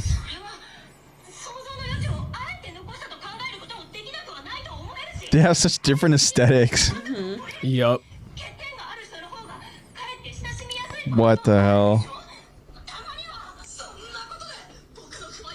The thing is Been arguing and analyzing the movie. I don't have no idea what they're saying because the subtitles aren't even in English. Yeah, none of us know what they're saying. Even when Jacob sent the TikTok, I tried doing the auto captions and it didn't work. Yeah, Josh actually hasn't seen them in full either. That's fair. That's it. That's all it showed. Dang. Wow. Yeah, it's good. So did it show the background when they at the end? No, it just showed. Oh, it, it so cut it off. cut off with Aaron. Basically, in the background, who that tall blonde was Nicolo, It's his restaurant. and it's Nicolo's restaurant. Oh, okay, that makes Yeah. sense. I saw. And in the background, you can see We're gonna get into this, way more into this. But and in the background, you could see, which is my there favorite we part. go. There we go. I found it. My favorite part is in the background. You could see a very nice family. Yeah, what family was that? The family was a mom and 3 daughters. Those Oh, daughters Ymir! Wow, in this world, Ymir has her daughters with that's her. so cool. That's my favorite part. Cause I was like, it was blonde. I was like, was that Historia? Yeah, No. you're like, who is that with their family? Damn. It's so good. Yep. I Love how- want I a love how whole. intense Now we they need a are. whole 10 series years of this ago, alternate this universe. day. I want to see these characters Wow. go through normal high school. Well, when, take a look when at AJ it. gets to the end, I have a theory. AJ gets to the end. It's not. It's just a theory. A game theory. I miss you, Matt Pat. I miss you so much. I just watched a map video today. I miss Matt Pat. I still can't get over Levi being a janitor. I know. I love the little spin he does. Yeah, to he does his sprints and technique. swipe. What the hell? He looks tall in that universe, though. It blessed him. He has doesn't working look- legs in this universe. Yeah, he has legs. Imagine he was a janitor in a wheelchair. What? Yeah, the captions do their best, but I'll take what I can get. Whoa. So you see that tree in the background? Yeah. So my theory is if there is to be a continuation, and it is this universe, 2,000 years in the future. Okay. Yeah. Wow. I agree. It could just be some long lineage or whatever. Because it's like way down the line. And it makes sense if They have, Victoria like- did have Aaron's baby, that a kid who looks like Aaron exists. Like, This is like modern time. And, well, That's crazy. we're gonna have a whole different episode. Yeah, about yeah. it. We'll go ahead and we'll wait. that But yeah, next we week. were just way too excited to not show AJ. That's awesome. And all the fun Wow. little seeing all the characters again. I bet like I you said, my favorite part is Isayama seeing has her so much having fun Maria. making that. Oh, I'm sure Tina he and Rose. did. I'm sure he did. Wow. Yeah, That's because awesome. there's no rules. It's just another universe. You're like, cool. Let me just. Yeah. Levi's a janitor. I'm not gonna lie. When I first saw that, I was thinking, "Oh fuck, this is gonna be like the Rick Grimes waking up from a coma thing for Walking Dead." I'm like, great. This is gonna be like almost as if nothing really happened. It was all part of his dream or whatever. But Hell no. that was Movie. that was fine. I you know, It was refreshing. it was cool. Wow. Then my theory is that that's the 2,000 years in the future. And So- if Aaron and Gothmikas have a kid, that kid's gonna have a Dalmatian dog. It's gonna have a little. That'll be our next step. All right. Got my ears perked up. Okay, Mickey. And we got the music again. And I hope you guys are still with us because now we're going to go ahead and get into the episode here. We're going to go ahead and get into our deep dive and discussion, and we're going to go ahead and talk about some cool stuff about what we see in this episode. And again, guys, this is season 4. This is episode 2. This is Midnight Train. This is part 4 and the final part of our episode breakdown and discussion for this episode. And then we'll be moving on to episode 3. But yeah. So very quickly to go ahead and do a recap because we need to do a recap. We need to know what the hell we're talking about here, right? Because the last time we covered this is 2 weeks ago. It's been a minute. So what we need to understand is that last week, or excuse me, I keep saying last week's, but the last stream that we had was named Train Ride to Liberio. And that's essentially because they're going back home over to Liberio. They're excited. Gabi's excited. And Me too, Jacob. And you know, we saw some shenanigans over at the start of that episode. We went ahead and we saw a drunk cult, essentially, you know, celebrating Gabi's accomplishments and sending, you know, Showing it all off in the train. pretty much.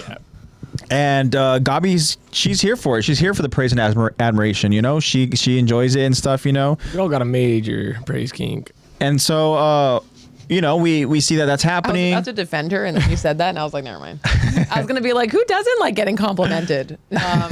Okay. But then we see over in that same train, over in a different little section, we a very much more calmer state. We have, you know, all the high-ranking officials. We have that general. Can't remember the name off the top of my head, but then we have Not Magath. yeah, we always Calvi. Calvi. Calvi. Thank you. So we got General Calvi, and then we also have, you know, Commander Magath. We have you know, the Titan warriors, and there's some other soldiers that are there. As a matter of fact, the soldier hears all of the commotion. The soldier's like, all right, I got it. I'll go ahead and I'll tell him to shut up. And Magath's kind of like, hey, let it be. They deserve it for this night. Give him one night. Yeah. And then Earned it. and then we go ahead and we see that in that part of the train where they're celebrating Gabi. They're literally chanting Gabi's name, and Gabi, what does she say? She's like, I'm number one, or whatever the fuck she Yeah, says, or she's whatever. like- Everybody's like, Gabi, so Canadian. Gabi, It's one thing for I'm people to number say one. it for you, but it's another to say it about yourself. Yeah. Like, all right. And she's humble. All right. Yeah, exactly. But then we notice that Falco and Reiner are having themselves a little conversation, right? Falco is kind of like, you know what? One, I'm sick and tired of them just giving wine to my brother and getting him, you know, seeing him get this way. And also, he doesn't like when Gabi gets carried away with the admiration that she receives. Mm-hmm. And then he goes out there and he kind of mentions something to Reiner, right? About the idea of becoming the Her obtaining the armored Titan. You exactly. can tell he's thought about it too, because Oh, yeah. he's there with the facts quick. Oh yeah, he's like, I remember. He goes, yeah, she's gonna inherit the armored Titan and die in 9 years at the age of whatever. Yeah, she was like Yeah. 27, which And I was that's thinking. gonna If inherit the artillery Titan doesn't get her and then first die- and rip her yeah. apart. Yeah, He says, die at 27. That's if an artillery round doesn't get her first. Exactly. And then, Which is true. He's like, and are you okay with that? Or something along the lines where he asked Reiner, like, and that's what you want? yeah. And then Reiner fucking steps in. Reiner, he like instant switches. warrior status. Not even Falco just like said it, and then Reiner immediately was like, "How dare you insinuate anything not positive about like a burden of inheriting? How dare you insinuate that inheriting one of the 9 is anything less than an honor?" Anything less than an honor. That's and he what it threatens him by saying that the next time you and your family are going to be up there over in that aircraft, right? I would hate to have to report this. Yeah. If that happens, you and your family might be the next ones on a plane. The thing, though, is that there was some sort of weird underlining message that Reiner was trying to go ahead and send. And we find out from his very abrasive demeanor to Falco, where Falco himself is even like, he's like, "Oh my God, I'm so sorry." He's like, He gets ship inheriting the 9 is nothing less than an honor to serve my country and make up for the sins of our ancestors. Exactly. So I assume you want to inherit the armored. I have to, because he wants to save Gabby. And then we see that it seems to appear that that's what Reiner is hoping for as well. He seems assured by that statement. Yeah. Like, oh, you're like, okay. And so Get your ass in gear, bro. they go ahead and they arrive over to Liberio. Of course, Gabi jumps out. And the air smells so much fresher here. And then so she's like, essentially like, "Everybody, I'm home," or whatever and stuff, like she's just like ready for I'm the more admiration. hometown hero. Yeah. Everyone, I blew up a train. Exactly. And I then can't lie, if I blew up a fucking train, I'd probably want to tell people too. yeah, for sure. Definitely tell your family, we're going to get into that in this episode, but so yeah, and then we see, them piling out. We see them go out there, and as the gates to Liberia opens up, and we see their family waiting for them. We get some cool moments where each of these characters are being embraced by their family. Their family, of course, are very happy to go ahead and see their children, to see their family make it back home. It's much different than what we see from the scouts returning over to inside the walls. Contrast, where all of a sudden us like, "Here's your son's arm." Yeah. Exactly. That's all we got. The reception is like the main thing. Like we see in Marley, everyone's like, "Oh my God, my baby's home. Yay." Yeah. And when the scouts return in parody, it's just like, "Oh, what'd you accomplish? Fucking nothing again? Yeah. Where's my kid's arm? Because I know he didn't my live." tax dollars. Yeah, exactly. Just more people are gonna die. So completely different reactions that we see from the public, even from some from the families and this and that, but here, the families are embracing their loved ones. Also, we notice that that Colt obviously has a massive hangover, and Zeke goes out there and says that Colt puked on the train, and who was the one to give Colt the alcohol? How could you waste Peek's precious gift to you in such a manner? Yeah, exactly. So Peek's the Peek one. was like, Hey, Peek's like, I got what I wanted out of that gift. So that was just a fun little kind of information that we got through that exchange.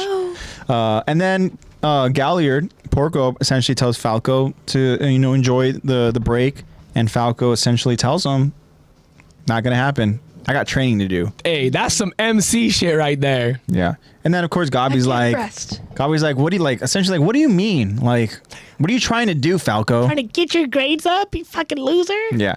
I added the fucking loop. She does talk about "No, that's what she said." grades. Yeah. That's what she said. But then Falco goes out there and notices Mr. Braun. He notices Reiner, kind of off in the distance walking, and he kind of has that thought like, is Reiner thinking the same thing that I'm thinking?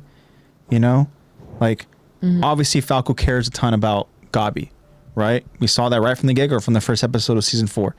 And here he has that, he's putting that pressure, he's putting that curse upon himself of trying to go ahead and acquire this Titan warrior so that he can protect Gabi, which we've seen before in the past with other warriors that have gone on to go ahead and become these Titan warriors, but they've also gone on to protect siblings or people that they care about, obviously with, the Galliards, with Marcel protecting his brother Porco by essentially not allowing Porco to go ahead and become the Armored Titan, which it seemed like Porco was, the most qualified Titan warrior trainee in comparison to Reiner. And Reiner's story is going to be an interesting story because we're going to talk about that very, very soon. I believe that's the next episode. That's what episode 3 is going to cover, is going to be Reiner's kind of upbringing and his story.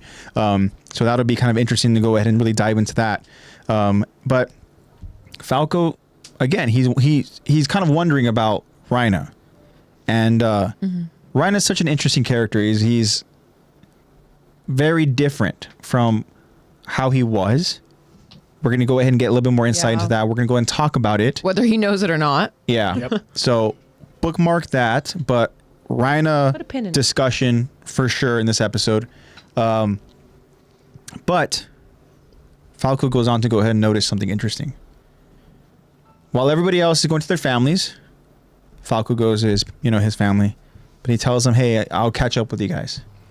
He goes to go ahead and approach a group of injured Eldian soldiers, right? Mm-hmm. Whether they're injured through physical injuries or Through mental injuries or whatever it is, there's a group of them there, and we see, of all people, don't understand why Kozloff, whatever the fuck his name is, why he is the one that's kind of like overseeing this group. Yeah, like taking care of him. Yeah. the worst person to take care of Eldian soldiers. Yeah, because he even goes out there to kind of just like do that like, Yeah, he like triggers their PTSD. yeah. And then we're gonna go ahead and start this episode off with the line that Falco says to a certain character, and we talked about it in the last stream that we did. It was, of course, that character is Eren Yeager. God. I think it's funny how in the kaboom, when they all fall down, it kind of looks like he's like, oh yeah, Yeah, I know. we're supposed to fall. Yeah, he's He's like, like a late reaction. He's like, No, he's like, okay. let me Exactly. slump What real I'm doing. quick. so that's where we're gonna go ahead and begin with this episode. Again, this is season 4, episode 2, Midnight Train. This is part 4 of our episode breakdown and discussion. Every time I hear Midnight Train, I just keep thinking about Ozzy Osbourne. But it's Crazy Train, not Midnight. Crazy Train. All right, you guys ready? Oh, she took the Midnight Train going anywhere. That's what it is. That's what it is. Isn't that Journey? Yeah, it's Journey. Yeah. She took the Midnight Train going anywhere. That's right. So we'll see So- where they went on this Midnight Train. Just a small thing. To Liberia. Boy. To Liberia. Yeah. Born and raised in That's where they went. Liberia. So, He saw a man with no leg and he fell over. all right. You guys ready? Yes, sir. Yeah. Let's do this. Here we go. We're going to jump into this. We continue the episode with that specific line that Falco tells Eren Yeager, who is portraying himself to be an injured Eldian soldier. Falco tells the injured soldier, "Hey, it's all right. You're not in danger. Your armband's on the wrong side. It's okay, sir. I'm sure that you'll get better. It's over now. You don't have to fight anymore." But now we take a sudden shift as we see that Gabi and Reiner's family are enjoying dinner together, while Gabi tells the story of her victorious win against the armored train. An excited Gabi tells her legend. Kaboom! The grenades landed exactly where I'd aimed them and blew the train right off its tracks. I'd actually pulled it off. But as I was running back to the trenches, the enemy shot a machine gun at me. And just as I was about to eat lead, Mr. Galliard jumped in out of nowhere and protected me with his jaw titan. Job Lex.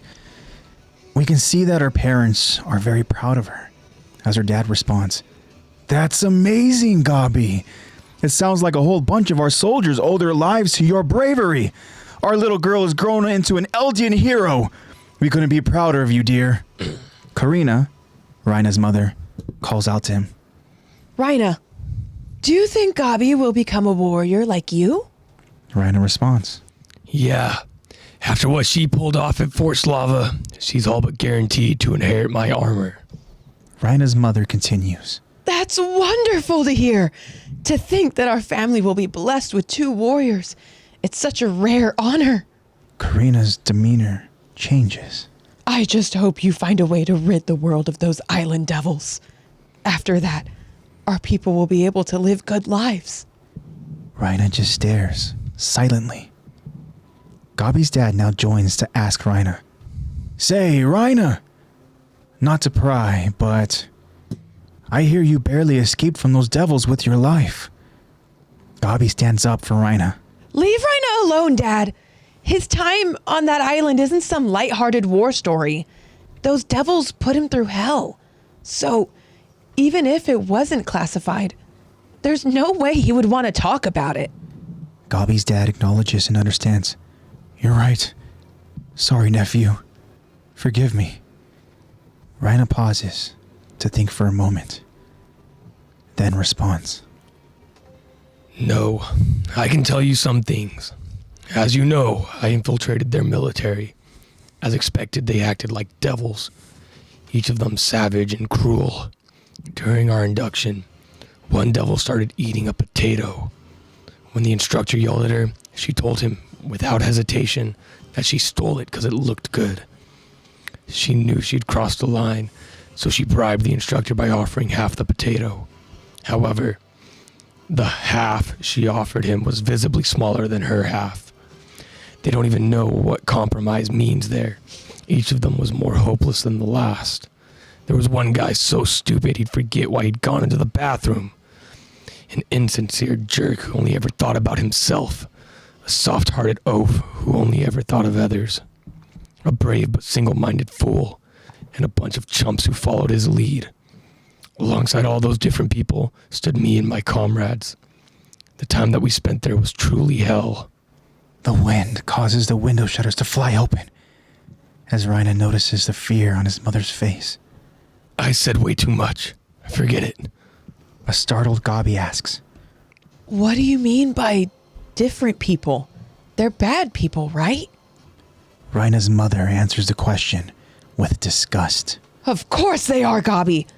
They're all devils. And they're holding this whole world by the throat. They could unleash their army of huge titans at any moment and crush us all beneath their feet. They aren't anything like you and me. We're good Eldians. And we have to stop them. Gabi nods her head in approval. We have to punish the wicked Eldians who abandoned us. Who fled and built themselves a paradise on top of a mountain of corpses. Then suddenly in the storm, we see a sudden person jumping off a roof. All right.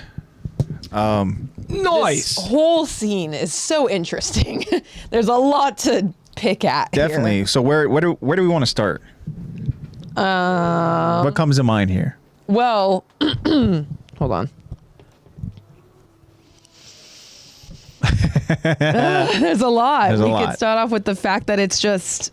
We'll start in chronological. Okay. We'll start off with Falco's words to Eren. Yeah, exactly. So one thing we talked about, me and Zach, and we can go ahead and elaborate more with you, Lex, is the choice of words, right? Yes. Obviously, they're there for a reason, and the fact that, one, you have Eren as, this injured soldier who at least is portraying himself in this way where, he seems very disheveled. Whether it's self-inflicted or not, he is injured. Yeah, he's very disheveled. The armband is turning the other way. He, obviously has this kind of like head bandage kind of wrapped around him. Too. Yeah, and we see that he's missing a leg, which we can only assume, which is why Falco even noticed him to begin with. Yes, sir. I have a question. Do we think he cut his leg off of his own volition? Like on his own? Like just fucking one day just took a fucking hacksaw to it? Or do you think like he actually went into a battleground for Marley just to kind of play the part and lost it on purpose in the war? So just to kind of like interesting question. Solidify his, I guess. I think for me, status. the Eren that we know, I think that we wouldn't put it past Eren to cut off his own leg. Yeah. At That's this my point. personal belief. I know that. I feel like that motherfucker just was like. I feel like that's what I thought. Well, see, Josh is even kind of giving us more clarity here and more context as he says, well, Eren cut it off in the final episodes in season 4 and he put a bullet in his eye. Okay. So there we go. So that's how. It's all self-inflicted. So, Cool. and again, I don't think that surprises any of us. He's method. Because we see Eren that he's at that point mentally where he is Not Eren anymore. now, he is like full on, both hands on the wheel, Yeah. right? Driving forward and only forward, right? So He is an unstoppable force. yeah. So Josh even says, just YouTube this scene. It's pretty nasty. And Jacob even says, yeah, he did. But again, at this point, Eren is doing whatever he needs to do to go ahead and make sure that Eren is able to accomplish what Eren can do. Right? So, interesting question. And if this was Eren in any other previous form, Eren's not going to this extent. Yeah, I don't think so. You know, He you knows know. that his task is bigger than his life. It's bigger than this life. It's Yeah. it's all lives. Like Yeah. And we've his seen mission is for everything. Eren before in the past where he has to go ahead and hide, whether that's with disguise or whether it is, you know, just hiding over in like a carriage. He doesn't do a very good job of hiding. Yeah. But He's this very Eren, much like they said something mean about parody. yeah, Ugh. this Eren is different. Eren So- is calculated. He knows that he's working for a purpose bigger than himself Yeah, Eren is what we might call mature. versus young Eren. yeah, for sure. But yeah, I mean, so the Eren that we see here, who is portraying himself to go ahead and be this this soldier that needs help. Oh, I want to see it. Ugh. Okay, never mind. It's not as bad. But yeah, definitely interesting that Falco goes out there and uses the words that you're not in danger. It's You'll get okay. After that scene. I'm sure that you'll get better. It's over now. You don't have to fight anymore. And one thing we talked about, we're like, oh Falco. yeah. Little do you know. I'm surprised those words alone didn't put a light in Aaron's eye. Be like, fight. Yeah. Tata guy. He's like, little do you know. Hasn't even started yet. He's like, I'm fighting all the time, bro. Yeah. Demons. I'm Strong. fighting demons. Definitely. Would you like to see him cut off his leg? Yeah, I'll go ahead and I'll check it out. Might as well. Yeah. Just hit play. He's strong, dude. It looked like he just popped through that bone. All right. I can hear you crying outside the door, Blue. Aw, your boy baby. I hear you. So then obviously this is, you know, this pretty much, oh shit. Yeah, he's there at the battlefield. Yeah. And he is, oh shit. Yeah. Yep. I forgot about this scene. Let me in. Let me in. Oh, fuck. Interesting to know that Eren was there during that That time. won't be that long from now, I think, Careful. right? Be very, very careful. Sit right here. Damn. He's like, So- I want to go to the other guy. We obviously know at this point that, oh, fuck. Yeah, this guy's insane. Isn't that crazy? yep. But Toss. so that just gives us right there clarity that Zeke, Eren, they've been having those conversations, right? Which is going to be interesting when we cover the next part. But we'll get into that obviously later on in this episode. Yeah. But so chronological order. Those words. You'll get better. What came into your mind, Lex, when Falco said those words to what we now know that person to be Eren Yeager? You don't have to fight anymore. It's over now. Is crazy Yeah. because Eren is like, oh, I handsome boy. you think it's over? Yeah. Like it's just beginning. Yeah. You're going to pull my headset. Yeah, I think that it's very poetic that he's talking about a war being over to Eren when all Eren knows is war. Yeah. So there's no such thing as over for Eren. Interesting. Do you think that having this kid, Falco, attending to Eren, do you think this changes anything in Eren's mind where maybe he's going to go ahead and think to himself? No, I don't think Eren's even thinking. I don't think he's even. I was going to say, do you think that he's going to analyzing. maybe show mercy to this character? Is he He's just thinking that like- all these people are going to be gone? Yeah, I don't think he cares. I think he's just like, oh, whatever. It's true. He doesn't just give a person. flight. He already knows that 80% of humanity is going to die. He doesn't give a Does shit. he know that this character is going to ultimately become what he becomes? Oh, 100%. Get out. In terms of Eren thinking about Falco, Yeah, does Eren already see to that point I that think Falco is going Eren to set it up. Eren was there on purpose to have that interaction with Falco. Because, I mean, we know he's going to use Falco. Yeah, he's going to use Falco. That's true. That's a great point. Yeah, to go Like, I ahead and think- use Falco's kindness and generosity against him to have him send letters to his allies. And, like, what are the odds that the one kid that Eren talks to is the kid that ends up getting a Titan power. Yeah. Like, he probably set that whole thing up. He's playing chess. He's setting his pieces up. Which, if that is the case, and I have to admit, Nothing is an accident. Aaron chose a good Oh, person. he chose one. Well, I mean, Eren probably, like how we talked about, he probably himself sees, okay, he reflects the best of me. She reflects the worst of me. She's not getting a fucking Titan. Yeah. Because she's going to cause me problems. She's going to fucking cause me a fat headache, if you know what I mean. Oh, yeah. Yeah. So, But, perfect. yes. It was a little late. But yeah, no, I think it's just so ironic. And I believe it's all set up by Eren. my Pookie Aaron apologized. Yep. Did he? I don't think he did. I mean, he gave him wings. That's like a good, I'm sorry, gift. Sorry I used you. You get to fly for a couple days. You get to be the coolest Titan. I know. You get wings. Yeah, Cooler than me. definitely. But I don't know. I guess Transformer that's sound. true. That is a great point to go ahead and mention that Falco essentially is going to become a pawn over in this plan that Aaron has. At least a pawn to go ahead and bring his allies to Marley and also bring Aaron face to face with Reiner again. Yeah. So, interesting words. I love And again, Falco has no fucking idea. So, but now we get to that family dinner, right?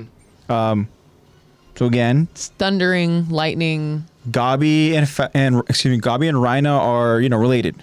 We find out that essentially they're like Or are they like cousins. Yeah, I think they're cousins. Oh, wait, because her dad Said nephew. calls Reina a nephew. So, yeah, So they're like cousins. cousins. Yeah. And again, Gabi, she is excited to go ahead and talk about her story, and like Zach mentioned, like she does have every right to go and do that because she did do that. One thing too is that she literally stopped the war. what's funny too is that like the moment here when we were going and I was like rewatching the scene, and Gabi's like, kaboom, I did this.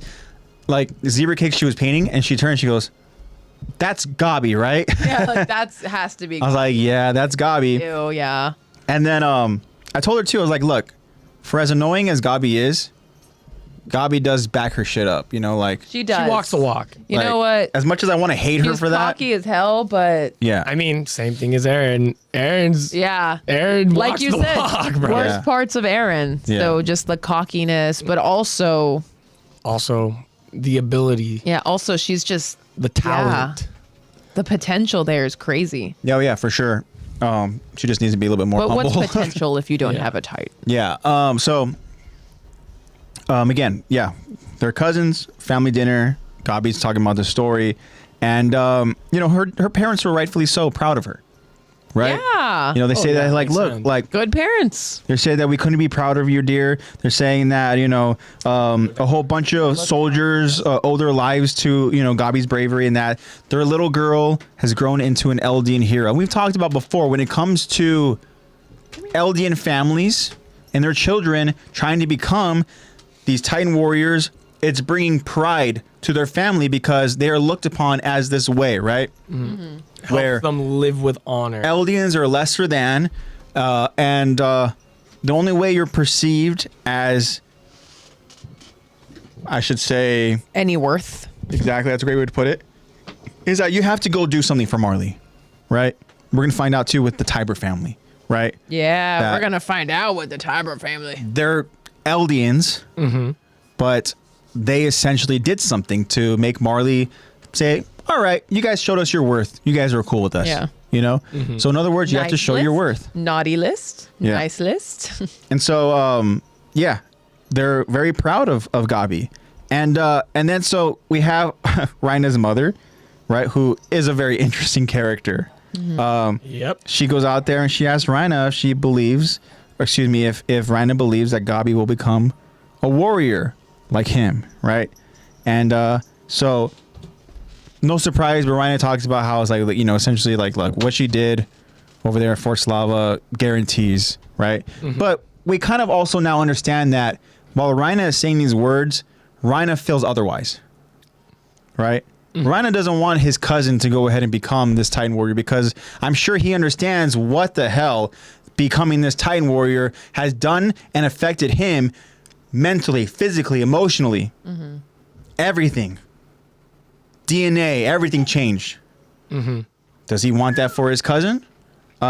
He can't flat out say that because if he tells them, I don't want her to get it, Then it's like what? Then it's a They're it's so- a sin. It's a cardinal sin. they're so proud of her. You're now a traitor. Yeah. How does that She's the most capable. How does She that has to reflect have on it. the family if all of a sudden they're not able to have this continuous like self-worth of that Marley is able to see from this family or whatever, you know? They're literally just trying to, like how the Tiber, they're trying to prove that they are a solid breed of Eldians for Marley. Yeah, it's a great way to put it, which is why even We're you know, bred his to be mother, warriors. she says that's wonderful, and to think that our family will be blessed with 2 warriors. It's such a rare honor. And yeah, I mean, I can only imagine how rare of an Yeah, honor that is. seriously, I to mean, just get a Considering warrior, that period, normally is once rare. you die as a warrior, your family doesn't. They're like, we don't care about your family anymore. Sorry. Yeah. Yeah. The only value part of your family died. Sorry. yeah. yeah. And It's single use. what's crazy is One time use for 9 years. there is 15 years. 13 years. a switch that happens to Reiner's mother. She talks about this honor, and all of a sudden, it's almost like the look where she's like so proud, and then the camera pans to her She like as she looks in the camera, and she has that kind of like, starts thundering. and she talks about how she wants to find a way. Excuse me. She hopes that they find a way to rid the world of those island devils. She said, finally, after that, the people will be able to live good lives. This gives off like racist grandma energy. Is what this gives off. Racist towards your You're own like race. at Thanksgiving, and it's like, I know, to your own race, Yeah. we're the good Eldians. Yeah. Okay. Jacob just goes, F you, old hag. Yeah, so interesting. Also, sorry. I wanted to say that it was interesting that when Gabi's telling her story, she knows Uh-huh. that she's with her family. So she's like, and Mr. Galliard. Like, she's not like, oh, and Porco, you know, or like Yeah. Brock, whatever, because I'm sure that they have their own locker room warrior talk. But I think it's funny that she was like, Mr. Galliard, of how you guys know him. And also you know. to notice no mention of Falco whatsoever. Right. Not at all. She's like, me, and the warriors. Yeah. Or and the actual, warriors. Yeah, exactly. So, but yeah, so there is that switch in Reiner's mother's personality. Now, could Reiner maybe have gotten that from his mom? Oh, maybe? yeah. Yeah. I mean, behavior's learned. Like, behavior's taught and learned. It's not Yeah. just, Seriously. It's not natural. Yeah, it just seemed like that's such a switch where it's almost like there are 2 personalities here. Yeah. You know, there's And- the kind of sweet, like, oh my God, we're so happy to Yeah, think that I'm we're so going to be proud of having you. 2 warriors. Like, oh my God, I'm so proud. And then all of a sudden there's those island devils. We have to get rid of them. It's like they're brainwashed and they're trained to go ahead and, of course, think that way. Yeah, I they know, pretty much 100%. are. They Like- grew up being told that propaganda that, and I'll get more into it after we talk about Reiner's Monologue. and the mother and everyone's reaction, which Yeah. I'm so excited to get into that. Yeah. But I think it's my favorite part of this episode. yeah, same. But I think it's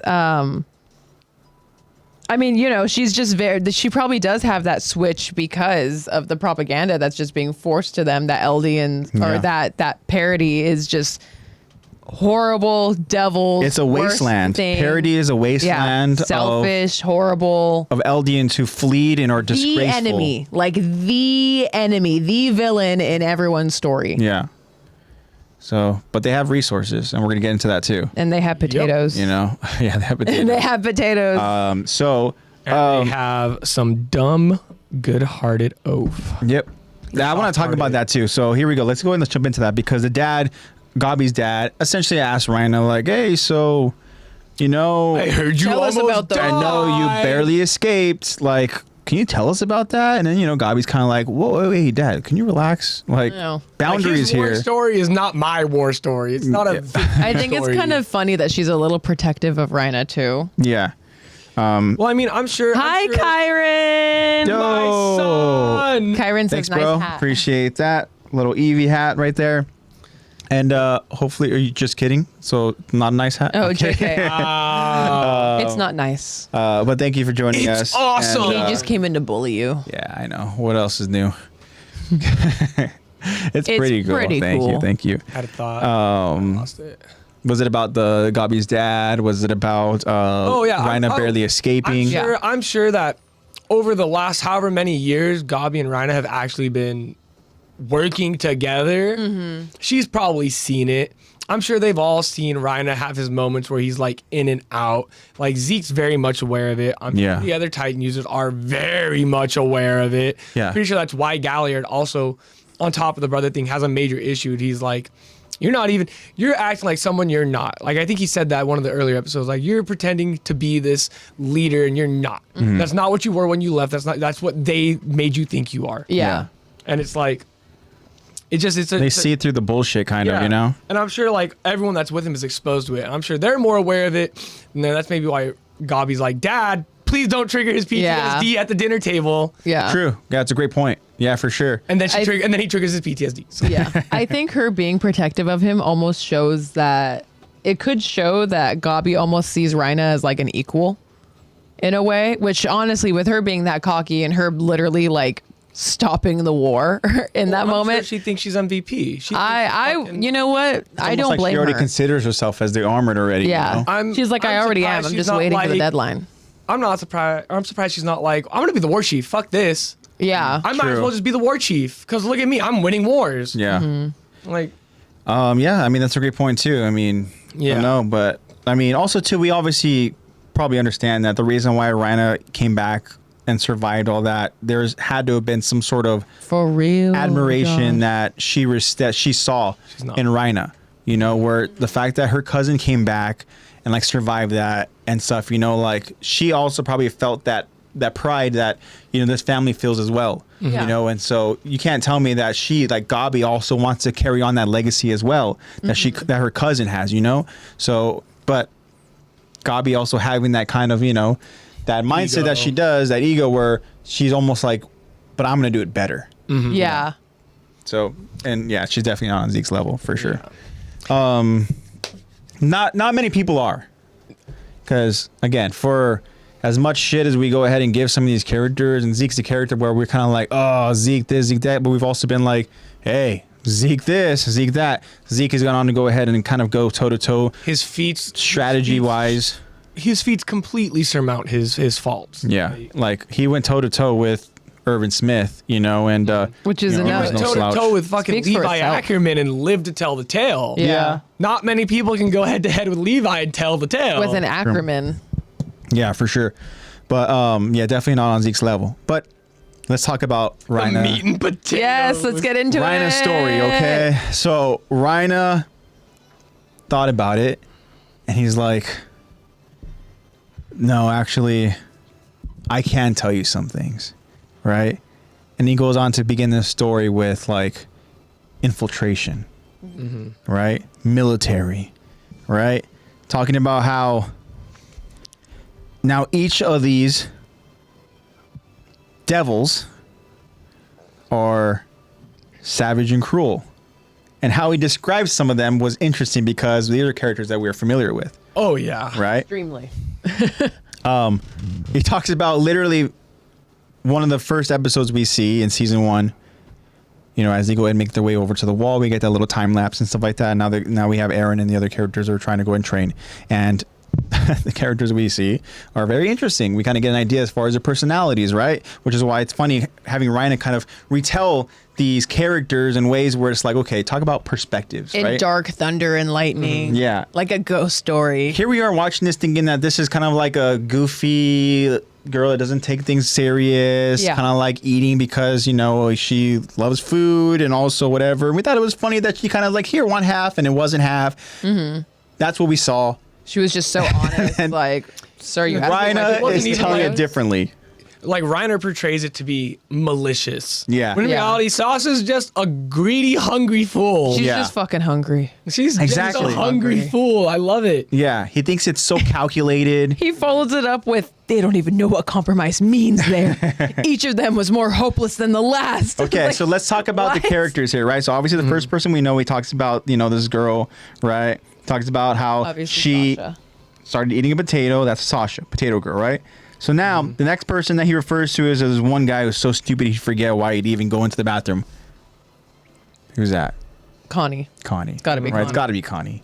100%. Right? Gotta be Connie. So we have Sasha. Connie, I love you, baby girl, but Connie's the idiot. Connie got right? ADHD. You know damn well Connie does that shit in every room, not just the bathroom. Yeah. Walks in, he goes, the moment Connie walks through a doorway, he's what like, did I come here for? new thought. He's like, why did I come in here? Reloading his new part of the map. Yeah. He's like buffering. He's buffering, running on Internet buffering. Explorer. He's just, I can't remember it. Takes one step back through the threshold. Yeah. Oh, that's what I needed. oh, got it. Yeah. But you know what? I think we all been there. We all been there. My ADHD went so We all much. been there. So the next character he refers to as the insincere jerk who only thought about himself. Who's that? I think that's Jean. I think that's also I agree. John. Jean, yeah. That's Jean trying to get into the MPs. Yeah. Yeah. Jean was the type of kid where you see, he's Which again, I do Only not blame John child, for that. If I was only in his shoes, I'd be child. the same way. I would do the same thing. I'd be like, fuck that. I'm going with the military police. Yeah. I am not gonna face some giant naked dude. I'm good. Jacob says Aaron, but the thing is though that he says insincere. I think that Aaron was being very sincere with his thoughts and what he kind of was specifically doing. It just we'll go on. We'll talk about how Reiner would describe I think it. this is prior manipulation, Aaron. It just seemed like Jean has so much like what's the word I'm thinking of? Not like sarcasm, but like Pompous. yeah, that's a good word. And yeah, he just like I don't know. He thinks he's Blunt? better. He thinks he's above them. He's kind of like whatever. He's pompous. Motherfucker thinks he's Yeah, the he's shit. pompous. Yeah, And it just Walking seemed around like with a strut and step. blunt. Yeah. that's how I interpreted it. Kyron agrees too, and I think Jacob even says mean to his mom, and that was Jean too. I don't know if he's still referring to Aaron, but that was John Jean was too. the same That was way. Jean. He's referring to that OAD episode with Yeah. food. Yeah, which that one upset me where I was like, fuck, dude. Like, your mom's just trying to be nice to you, dude. Well, I'm just trying to give you lunch, you asshole. I need that to be a soundbite. That sounded so funny. I don't know why you saying that sounded so funny in my ears. Your mom's just trying to give you lunch, asshole. And then I'm gonna start quoting that Clip it, please. clip it. So then so I could just throw it on here.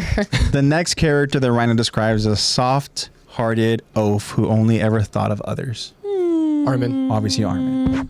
Oaf Obviously, is crazy. yeah.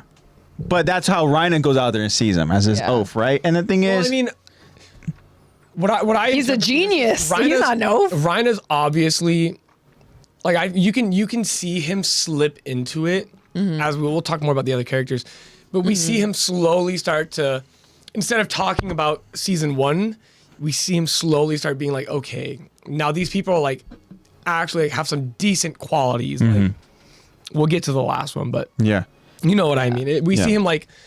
see him go from trying to portray these evil people that all the people at the table know them to be, and you see him slowly as he's going down memory lane be like, Yeah. Yeah. it's almost like he's talking about it like he's yearning to see these people again, Yeah. and then he snaps back into it. Yeah, it that's a definitely great point. transitions I like that. from telling a story to your family slowly into recollection of not these devils, of these human beings. Yeah. Of these people that Yeah. I Yeah, fought I like and that. lived with and grew with, Yeah. and people who treated me better than any of you fuckers at this table ever did.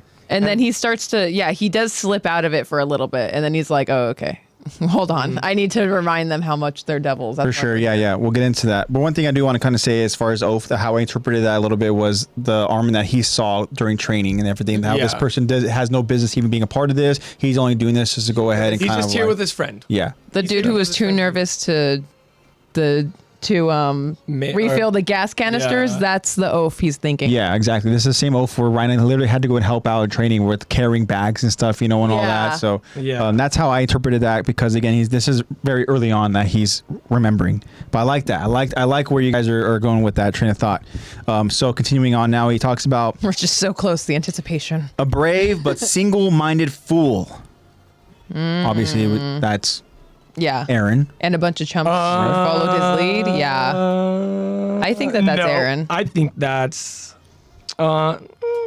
Well, I think the that's main Erwin. reason I think it's Aaron is because he says, and a bunch of chumps who followed his lead. That's what got me to think that it was Aaron. He talks Yeah. about a brave, single-minded fool with chumps that follow him.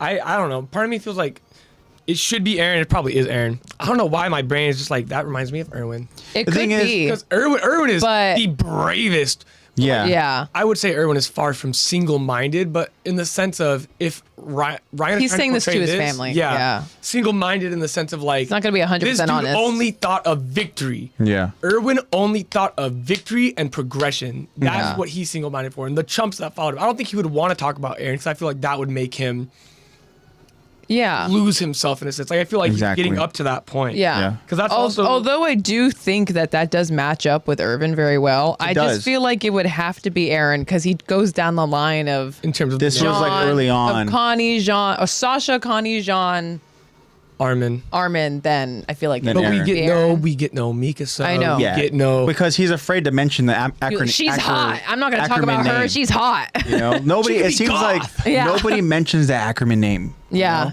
No one talks about Ackermans. Because the thing is, he understands. scary. Like, she would literally kick his ass. She would. You know. Probably has in training multiple times. Yeah.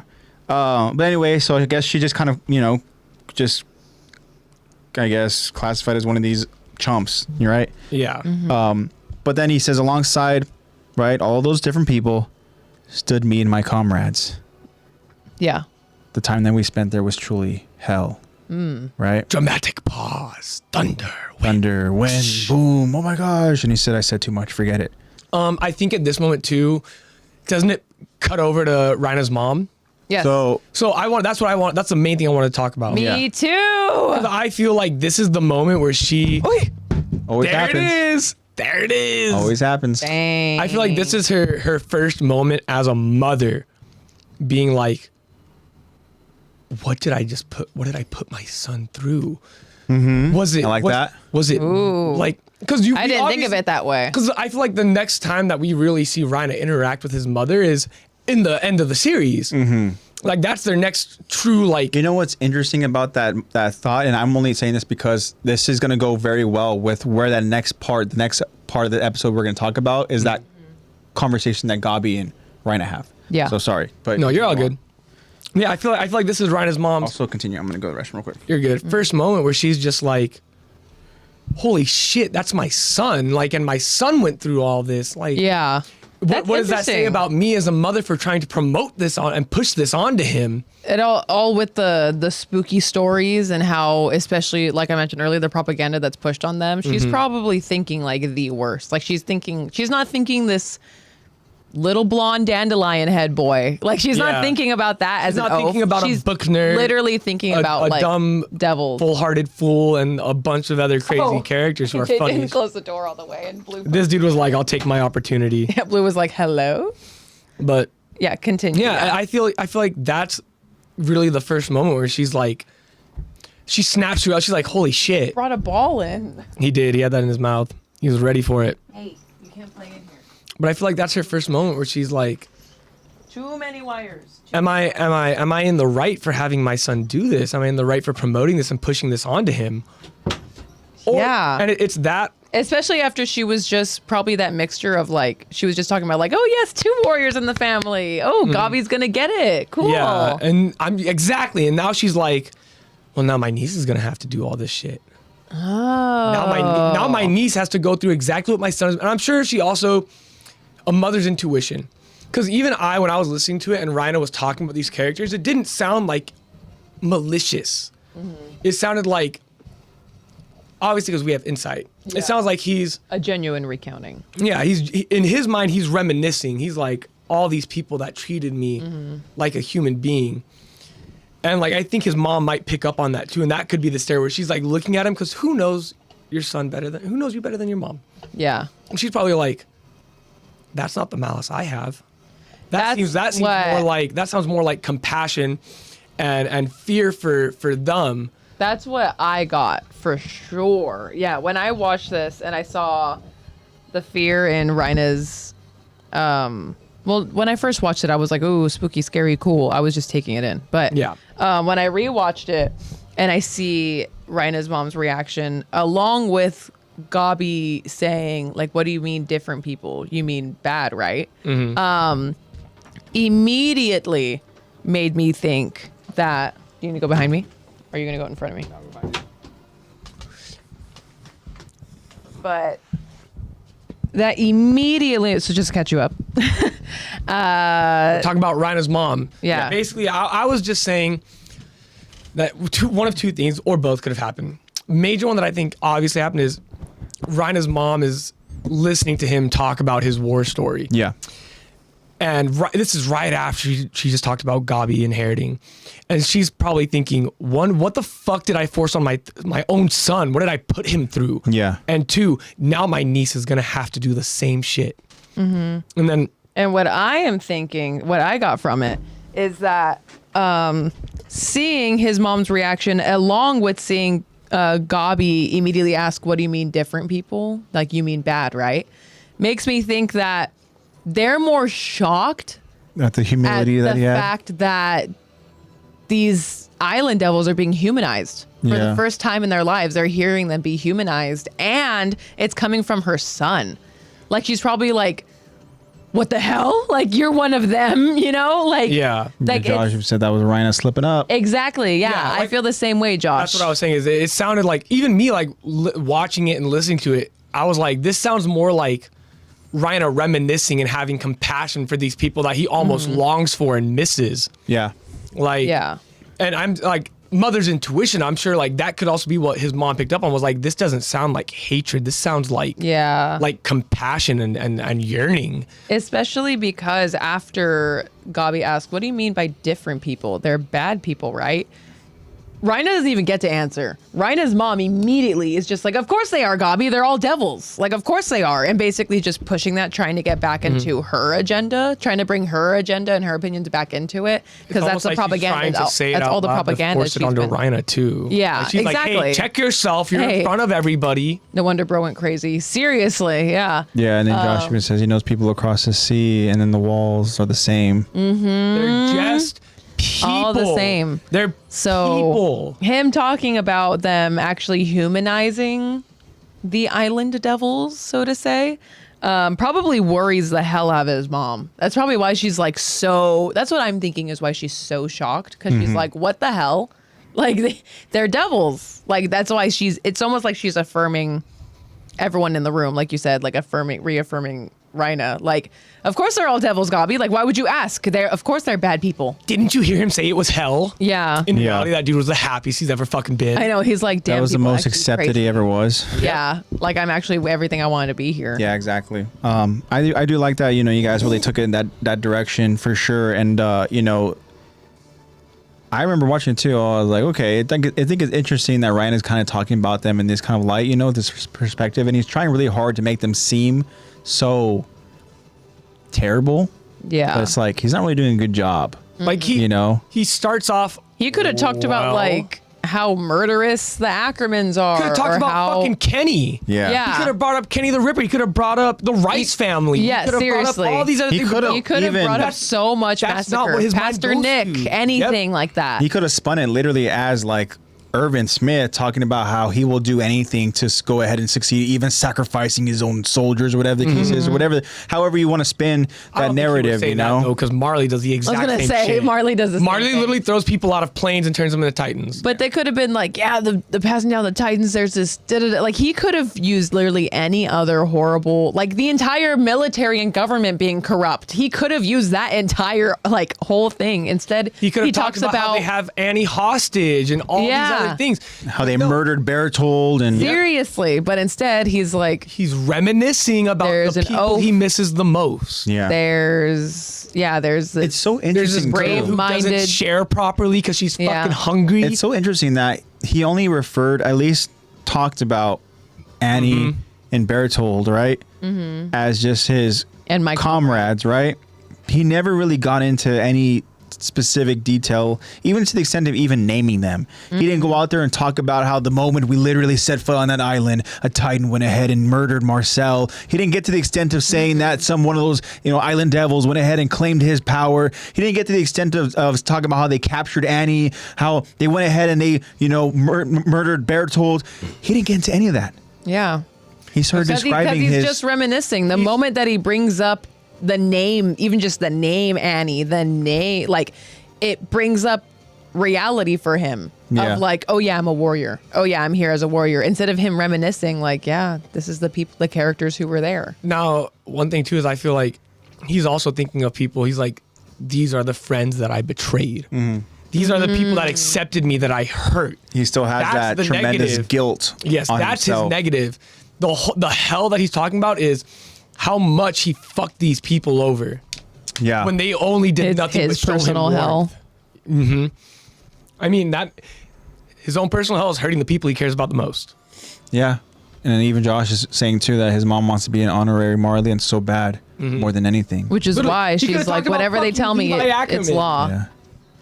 And then, interesting. Yeah, I mean, so Jacob said the small devil, Levi. And then he mentions here that he probably hears Marco screaming. I figure, I'm sure that if you're Reiner, there are multiple moments that haunt him.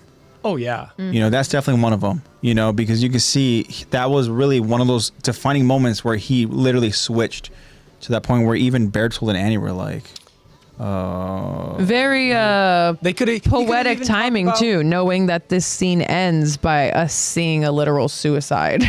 A guy just flopping off of a roof. Yeah, I like he could have even talked about like Ymir. He's like, and finally, as Zeke was on his way, we found the Jaw Titan that killed. I'm blanking on his name. Marcel. And we claimed her and we brought her back. Like, he could have talked about all these other things, but he just wants to focus on the people that impacted him the most. Yeah, for sure. Can you imagine? That shit's heartbreaking. Can you imagine? Like, he would have for sure slipped up if we started talking about Krista. Started talking about Historia. Yeah. The new queen? He'd have been like, there was this girl. Oh my God, you know what? She's just was so delicate as a flower. Shouldn't have even been on the battlefield. And their ruler's the worst of all. Yeah. With her heart-stopping smile and that beautiful gaze and that beautiful blonde hair. Ah, damn her for being so seductive, that wench. Yeah. But I think she's gay. And I Which also is the think worst she might devil have of a them baby all. with my rival. Yeah. Yeah, definitely. Real quick, I want to talk about the mother again. His mom's response, like, what's her name again? About Katrina or something? Katrina. Katrina. But yeah, she was very quick to go ahead and respond to Gabi's kind of like remark, like, wait, they're bad people, right? But then, yeah, like you said, the mom was quick to be like, of course, they're devils. They're holding this world by the throat, right? And then some strange foreshadowing here. They could unleash their army of huge titans at any moment and crush us all beneath their feet. I'm like, I remember listening to that line. I was just like, couldn't help but like laugh to myself and be like, she called it. She called it. Jinx. Jinxed it. But yeah, and then she ends that by saying that they have to punish the wicked Eldians who abandon us. Obviously, that is a big part of the storyline in the history, is that King Fritz and his Eldian followers went ahead and they fled to the island and to go ahead and kind of, live this new life. Yeah. Where they were essentially brainwashed as well. Their memories were erased from anything previous. Right, to what they only know now as the island, and anything outside the island they're not even fully aware of. And I mean, if Reiner even knew that, that's some more shit he could have gone on to talk about. They're all brainwashed. And to go the extent of like you guys are mentioning, to go to the extent of talking about the government, to talk about Kenny the Ripper, to talk about like just the history behind it, right? You could have brought up anything else, bro. But he had to bring up his former allies, like, the people times. he misses. Yeah, like he could have brought up. He didn't know Flock. He could have brought up Flock, who's one of the most evil of them all. Yeah. Right, Jacob? He could have even described Sasha as this ferocious hunter who grew up in the mountains, knowing nothing but violence. Yeah, make her sound and so barbaric and all that, and But instead he's like, and she only gave him less than half of her potato. I know, literally. That's the scariest part of the story. They don't know compromise. He was a war hero. Yeah. Flock was not. But yeah, and then like you said, there was that random scene where somebody jumped off a roof to go ahead and like commit suicide. And Probably a veteran. Yeah, you could see there's that veteran uniform that they're wearing. And I think this is going to be a moment where we're going to go ahead and cover too, in the next scene, where we notice that there's like a little bit of a commotion happening early on when Reiner and Gabi are walking, and you kind of hear it back, like you hear the voices of the citizens kind of talking amongst themselves. I believe in the Japanese version, it's not in the English version, but in the Japanese version, you can hear them say, like, is he dead or something? You could hear someone like really talk up like more explicitly about it, but in the English version, for some reason they don't. Interesting. It's probably just censoring, which is ironic with that show, but Yeah. Yeah. suicide's a different topic. Yeah, that's true. Suicide is a little I do want to say that different than fake giant naked people. I went ahead, and as I was watching this again, I had to go ahead and show Zebra Cakes this moment where I was like, "Baby, look at this part. Just watch. This is go just show Look how what funny this part is, babe." what this series is about." You know, so she's watching, you know, Reiner's mother talking about these devils, and it just goes to. Oh my God, just like falls off the roof, whatever. She was just like, "What?" And she's like, "What the hell is happening?" She's like, "Mad, yeah, exactly, yeah, mad random." It's not random. Aaron designed it all. But it's not. It's never random, Ronnie. That's a thing. I mean, Zebra Cakes. That's the thing. Real quick, Aaron did that to show fucking Reiner's mom. yeah, Now war fucking sucks. yeah, Yeah. Don't push your kids to war. So Thank you. one thing real quick too, I said that I was going to go ahead and talk about it in my story about what I was up to for that week, then talk about why Dad needed to get stretched out. Oh yeah, and we just didn't talk about it. Sorry, Dad. So yeah, literally the work that we did was very difficult work, and you know, it sucks when you get older. I'm going to get there at one point, you know, like it happens, you know, and stuff. And But you don't have to be. If you just start now, you'll be good. I want to be just like start like stretching Dad, now. where I'm gonna go ahead and need you know, to go to just the start stretch stretching lab now. and stuff, you know, and help me out. Diet, You don't need to go to sunlight, stretch lab. activity. We did it in the living room. I will say Diet, though that sunlight, activity. whatever you did, Dad said he felt so much better. He You're actually now a was able to get healer. some rest, and You are now a level 5. I know we talked about it. It's I know, almost like I know. Zebra Cakes it's almost talked like I about have a it. bachelor's degree or something. Zebra Cakes talked about it kind of jokingly, but no, serious. So, like, help her out. Just kidding. Yeah. No, I will. I Yeah, can. no, seriously. Yeah, she's been so $20. as $20. painters do. That's a steal, bro. Yeah, that is really good. Painters will go ahead and they'll start painting. Work high, start painting. Work low, start painting. We're getting crunched up. Start painting. They're like, okay. Just lay down, Ron. So next thing you know, she's like painting. She's like, and her body is like, yeah. So like a I'm the pretzel. same way. help her out. Yeah, I got you. Like a candy cane is crazy. I got you. I just did like postural stretches last night, and oh my God, do I need work? Jesus Christ. So I feel you. I've been As dead hanging someone a lot. whose hobbies all like- involve like I was like, I know we were Small generally tactile joking, but things. can't you hear the cry for help? I know, but seriously, Yeah, she's been struggling a little bit just with, you know, her back and honestly her Start shoulders. dead hanging. but yeah, Dad was super That's what that soldier tight. did, right? Oh yeah, that's what that is. That's what that is. Not like that. Yeah, I Dad kid. was super tight. Thank God I have my massage gun and stuff, and I actually kind of know what I'm doing. Maybe. Like she Dad was. fucking went to school for it. I know. It's almost like I have a bachelor's in science or something. Yeah. And like have a certified, like a flexologist certification. That's crazy.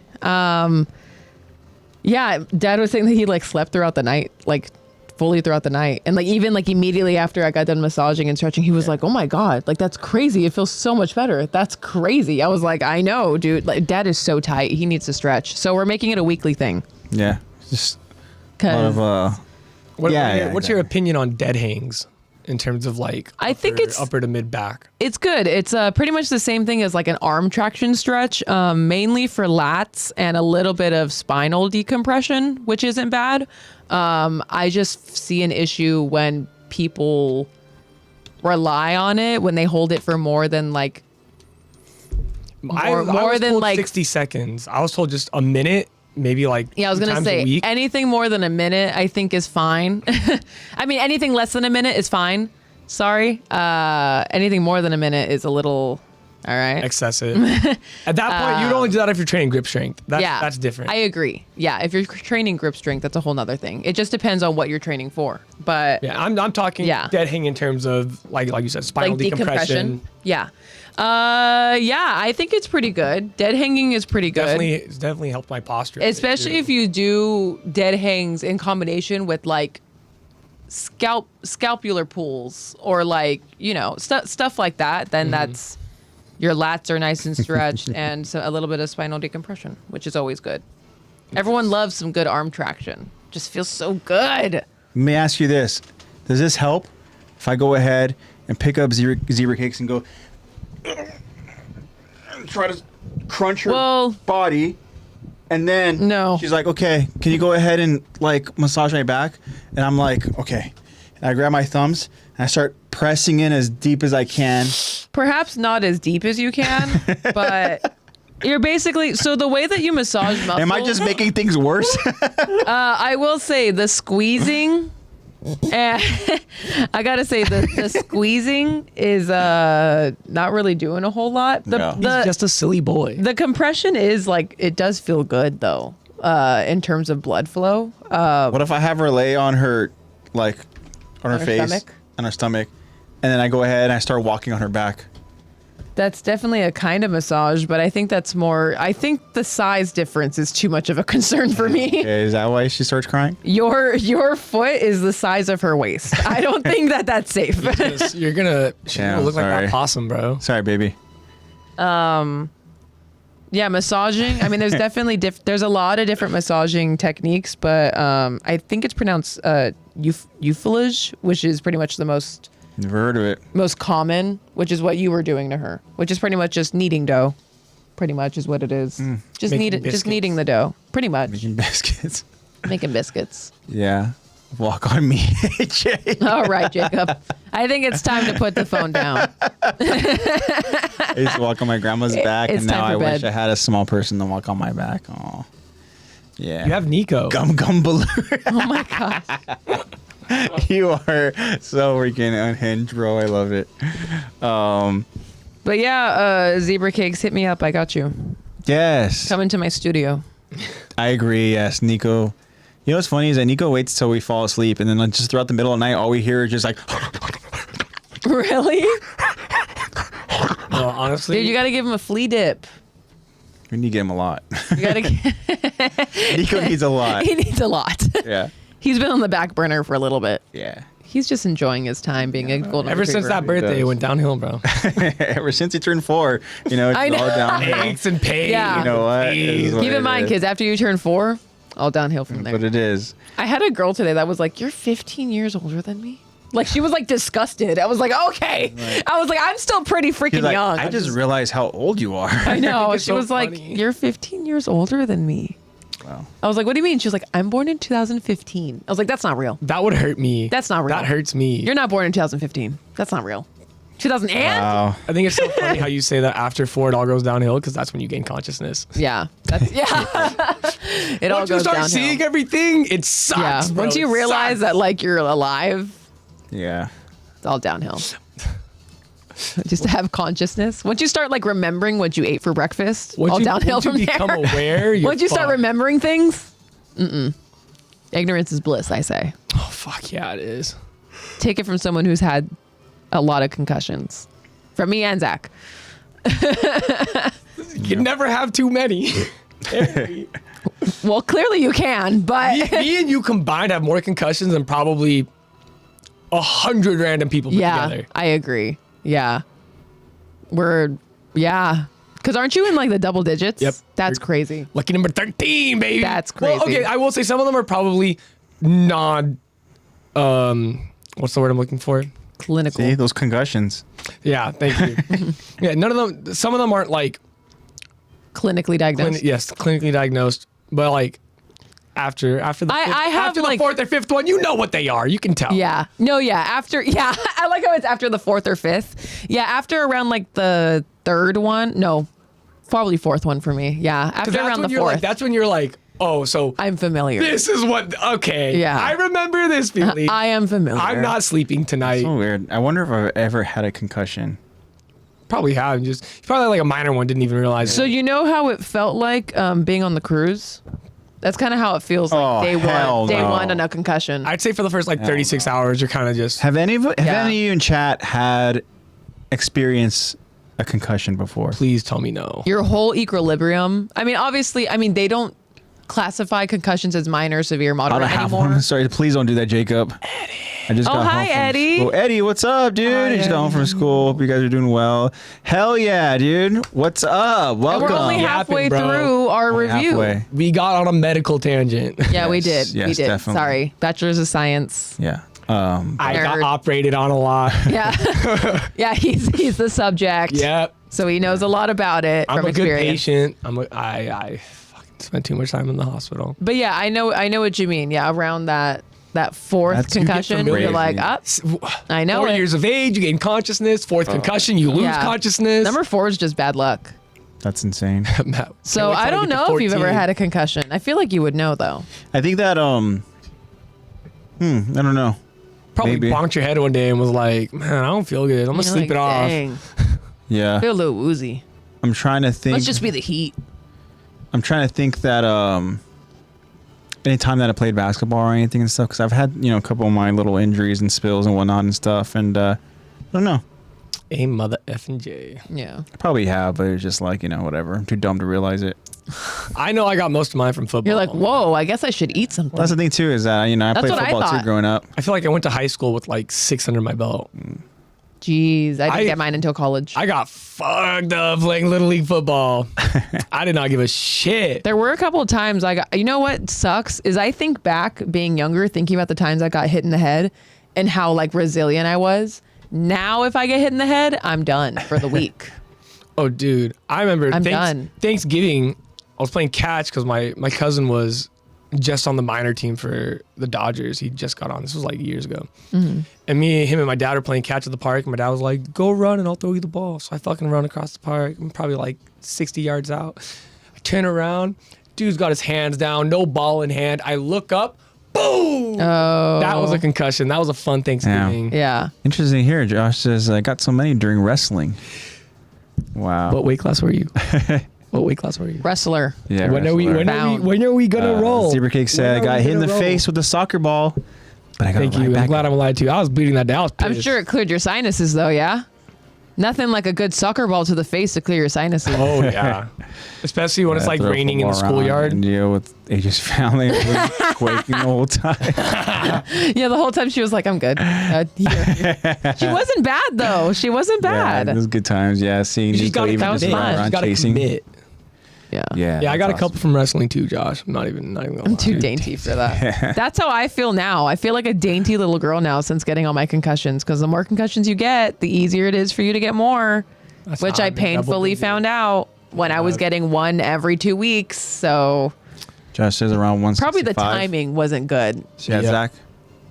That's my weight class. Oh, damn. At least in high school it was. I'm walking around like 195 right now.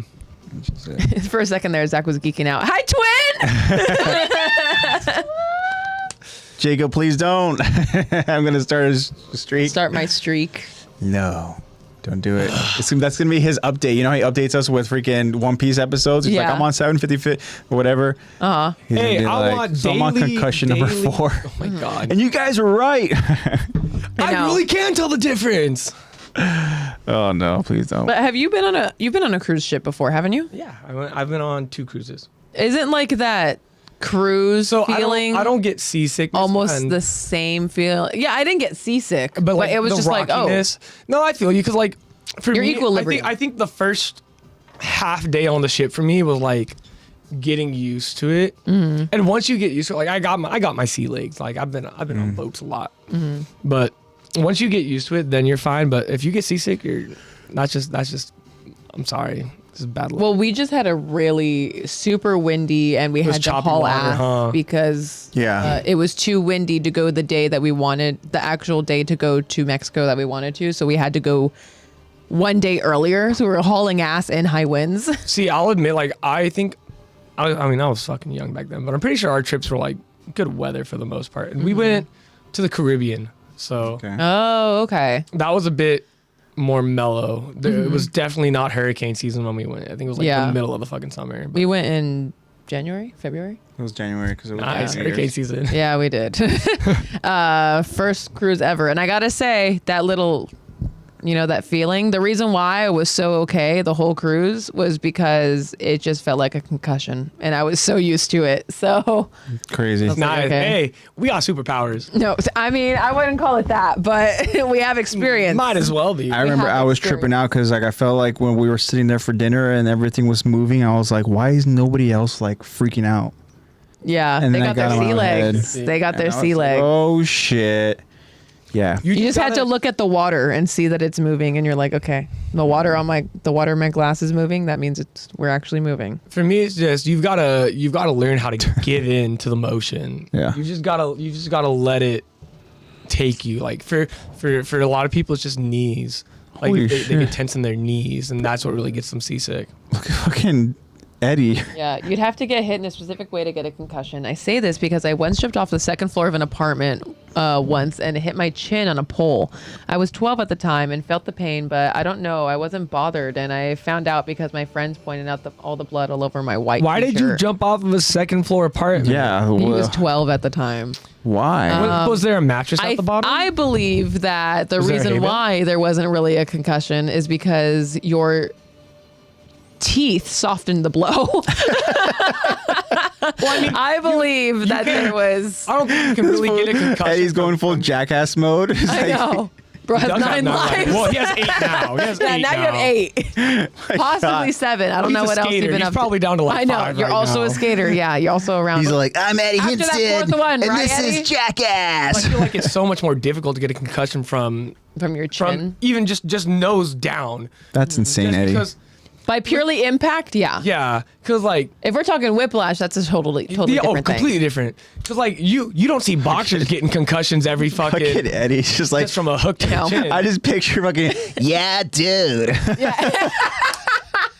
And he's like, gnarly. You know what? it takes a very specific hit. I once jumped off the second floor of an apartment once. That's crazy, Eddie. Well, I'm glad that you're alive to I tell know, the tale. Jesus Christ. Do you have a cool scar on your chin now? Ooh. You leave There zebra we cakes go. alone, Jacob. You let her be funny. Yeah, zebra cakes is hilarious. Wow. Does the next one need to be approved? No, the next one is there it right is. there. I jumped out of a moving. Oh yeah, zebra cakes. Yeah. I jumped out of a moving car. Why are we upping each other? Why? Why did you do that? And what? Yeah. You know what? Like I went 20-something miles an hour down a 45-degree hill and I broke my collarbone, almost smacked my head open. It hurts if anyone's wondering. Yeah. I'm sure it does. Maybe, Lexi. Probably because it was my chin, but my friends and I ran away while Ding Dong did. You're things. also 12. You're much more resilient back then, too. That's true. You literally Your body bounced literally back. hasn't been through like anything then. So Yeah. It's crazy. Talking about one pie. some of the one pie. the one pie. One of- We American brought pie. up apple pie earlier, so it's just full circle. I don't want no apple pie. Wow. Speaking of full circle, we're here for Attack on Titan. And we still have another half, too. Yeah. Yep. Exactly. We're only 2 hours and a half in. We just like yapping, dude. This is a good episode. It's juicy. 12-year-olds We're are built we're like touching 12-year-olds are every built like day, silly bro. bands, for real. I do Oh have my my God. scar.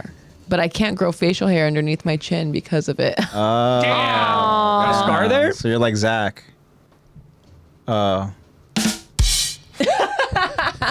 I'm kidding, bro.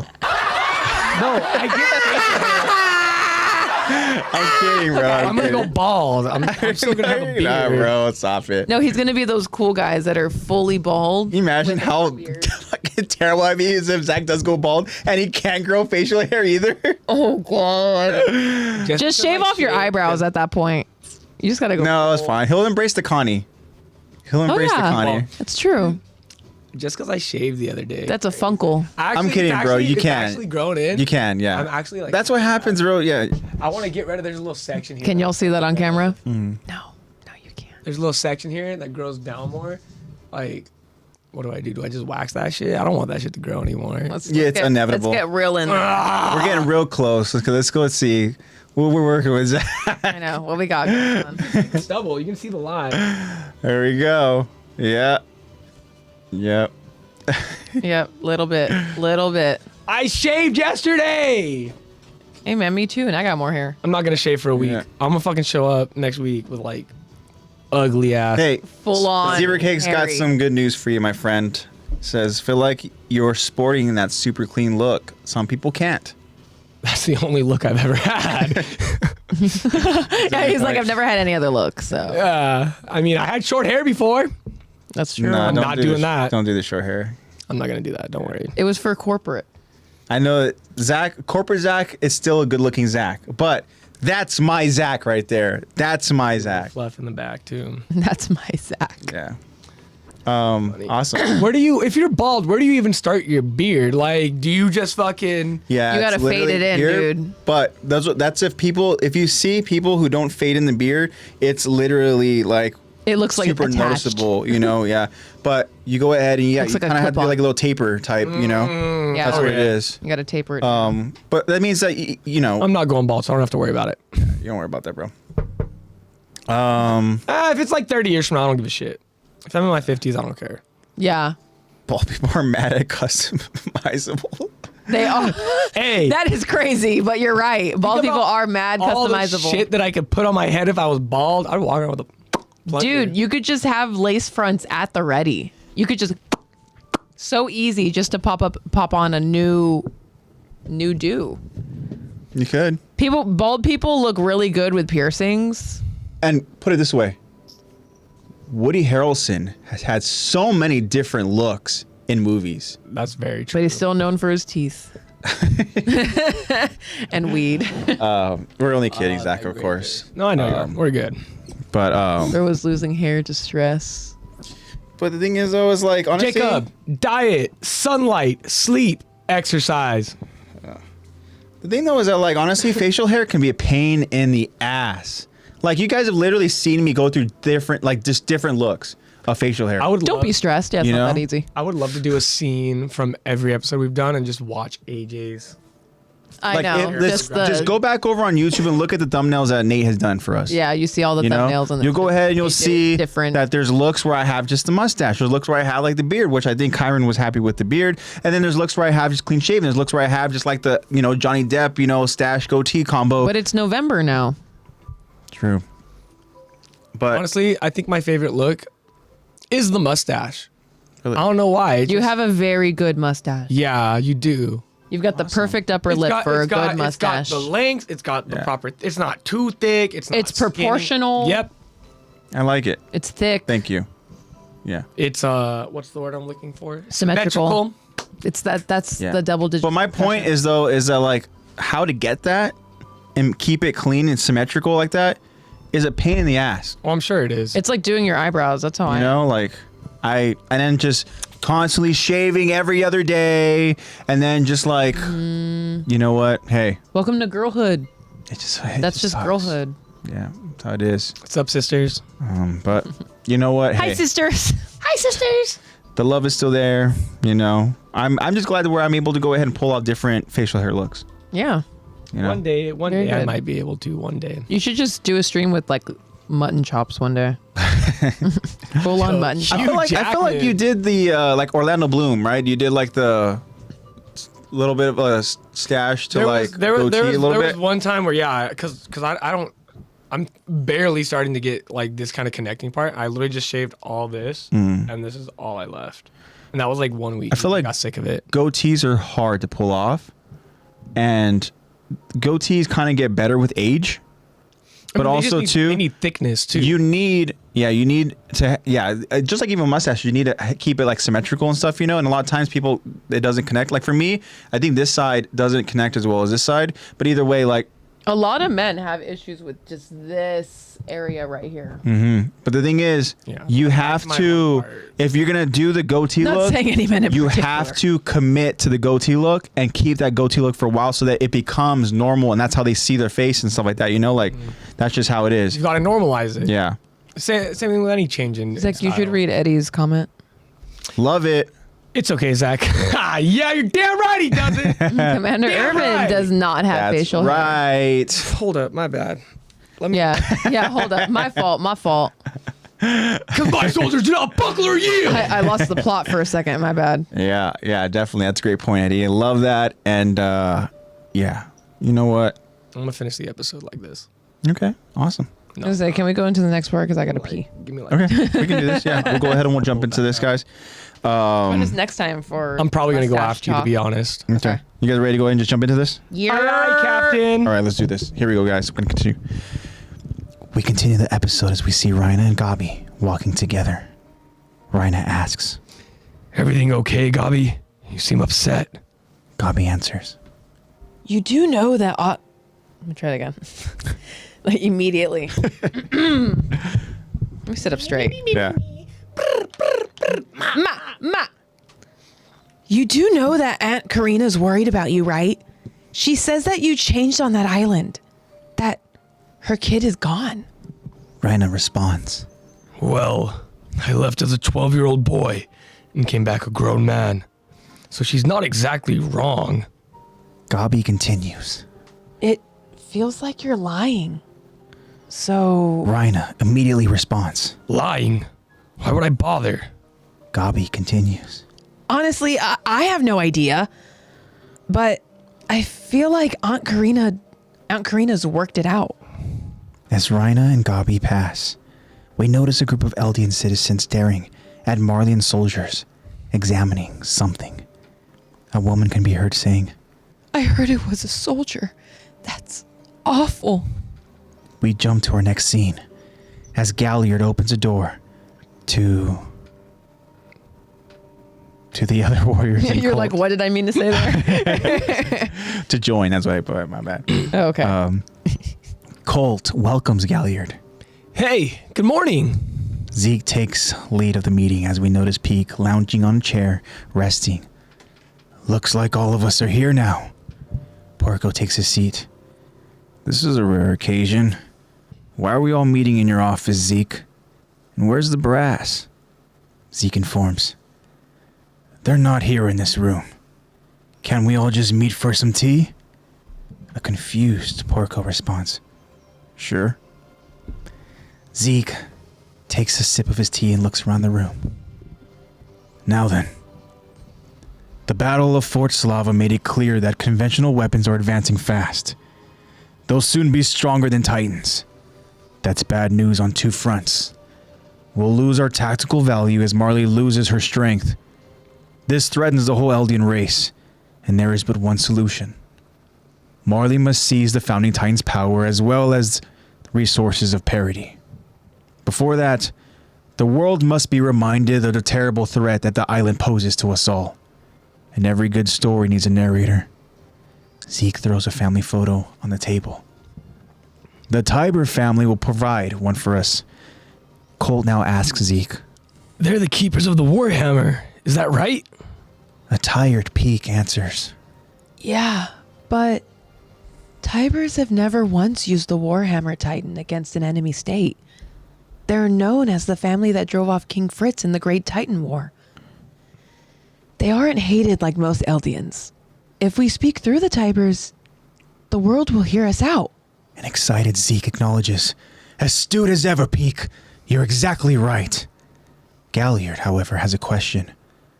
But the Tibers have been living lives of luxury and freedom. They've never fought their country or their people. Why should they get to play hero now? Zeke responds to Porco. I know how you feel. But the Tibers are just as concerned about Marley as we are. Galliard responds. Maybe. But they're... Reiner interrupts Porco. If it saves our motherland, Marley, that's enough for me. Our duty as warriors is to support the Tibers, to serve as scaffolding as new Marley is built. Zeke likes what he hears. Well said. Soon, a festival will take place here in Liberia. Foreign dignitaries and VIPs will be invited to hear this announcement from the Tibers. We will continue Parody Island.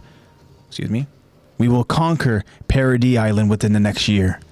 The fates of the Eldian people and of Marley rests on this plan.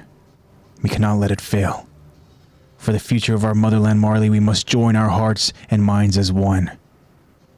However, in a room next door, the brass appears to have heard every word as they type out Zeke's exact words and plan. Commander Magath mentions, All right then. Galliard has a complaint or two, but he always follows orders in the end. If this is all they're saying in private, I'm not concerned. I just wish Zeke hadn't thrown that comment in. Reiner gets up out of his seat and says to himself while he stares at a nearby wall. Not in this... Whoa.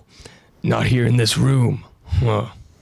The meeting is over, as now we notice Reiner watching the young Titan warrior trainees participating in combat training. He watches Gabi getting the better of Falco, dropping him to his back as she points the simulated weapon directly at his face. Reiner begins to walk away as he wonders to himself. Will I have to go back to that damn island? To be continued. All right. Well, Zeke's holding a little secret meeting there, which isn't very secret because we find out. You can immediately tell by the way his verbiage of they're not here in this room right now. Yeah. What? Yeah. Just say they're not here right now. Yeah. Just say they're not here. But round two. I'm gonna go potty. Okay. I'll yap with you. So here's the thing, though, right? We talked about it, right? Reiner, Gabi walking together, and then we see Gabi's kind of like getting a feel for where Reiner's at, right? Something that you guys obviously talked about with Reiner slipping up and stuff, about how, you know, Reiner's mother essentially goes out there and really tries to set the tone, goes out there and keeps the narrative on those island devils, right? But like you said, something changed. It's almost like his mom went ahead and noticed something about Reiner, something that changed in him. He's not that same boy anymore, right? Well, Reiner logically says, well, I mean, I was a boy and now I'm a man, so, I mean, technically she's right. But, like you said, it seemed much more deeper than that. Yeah. You know?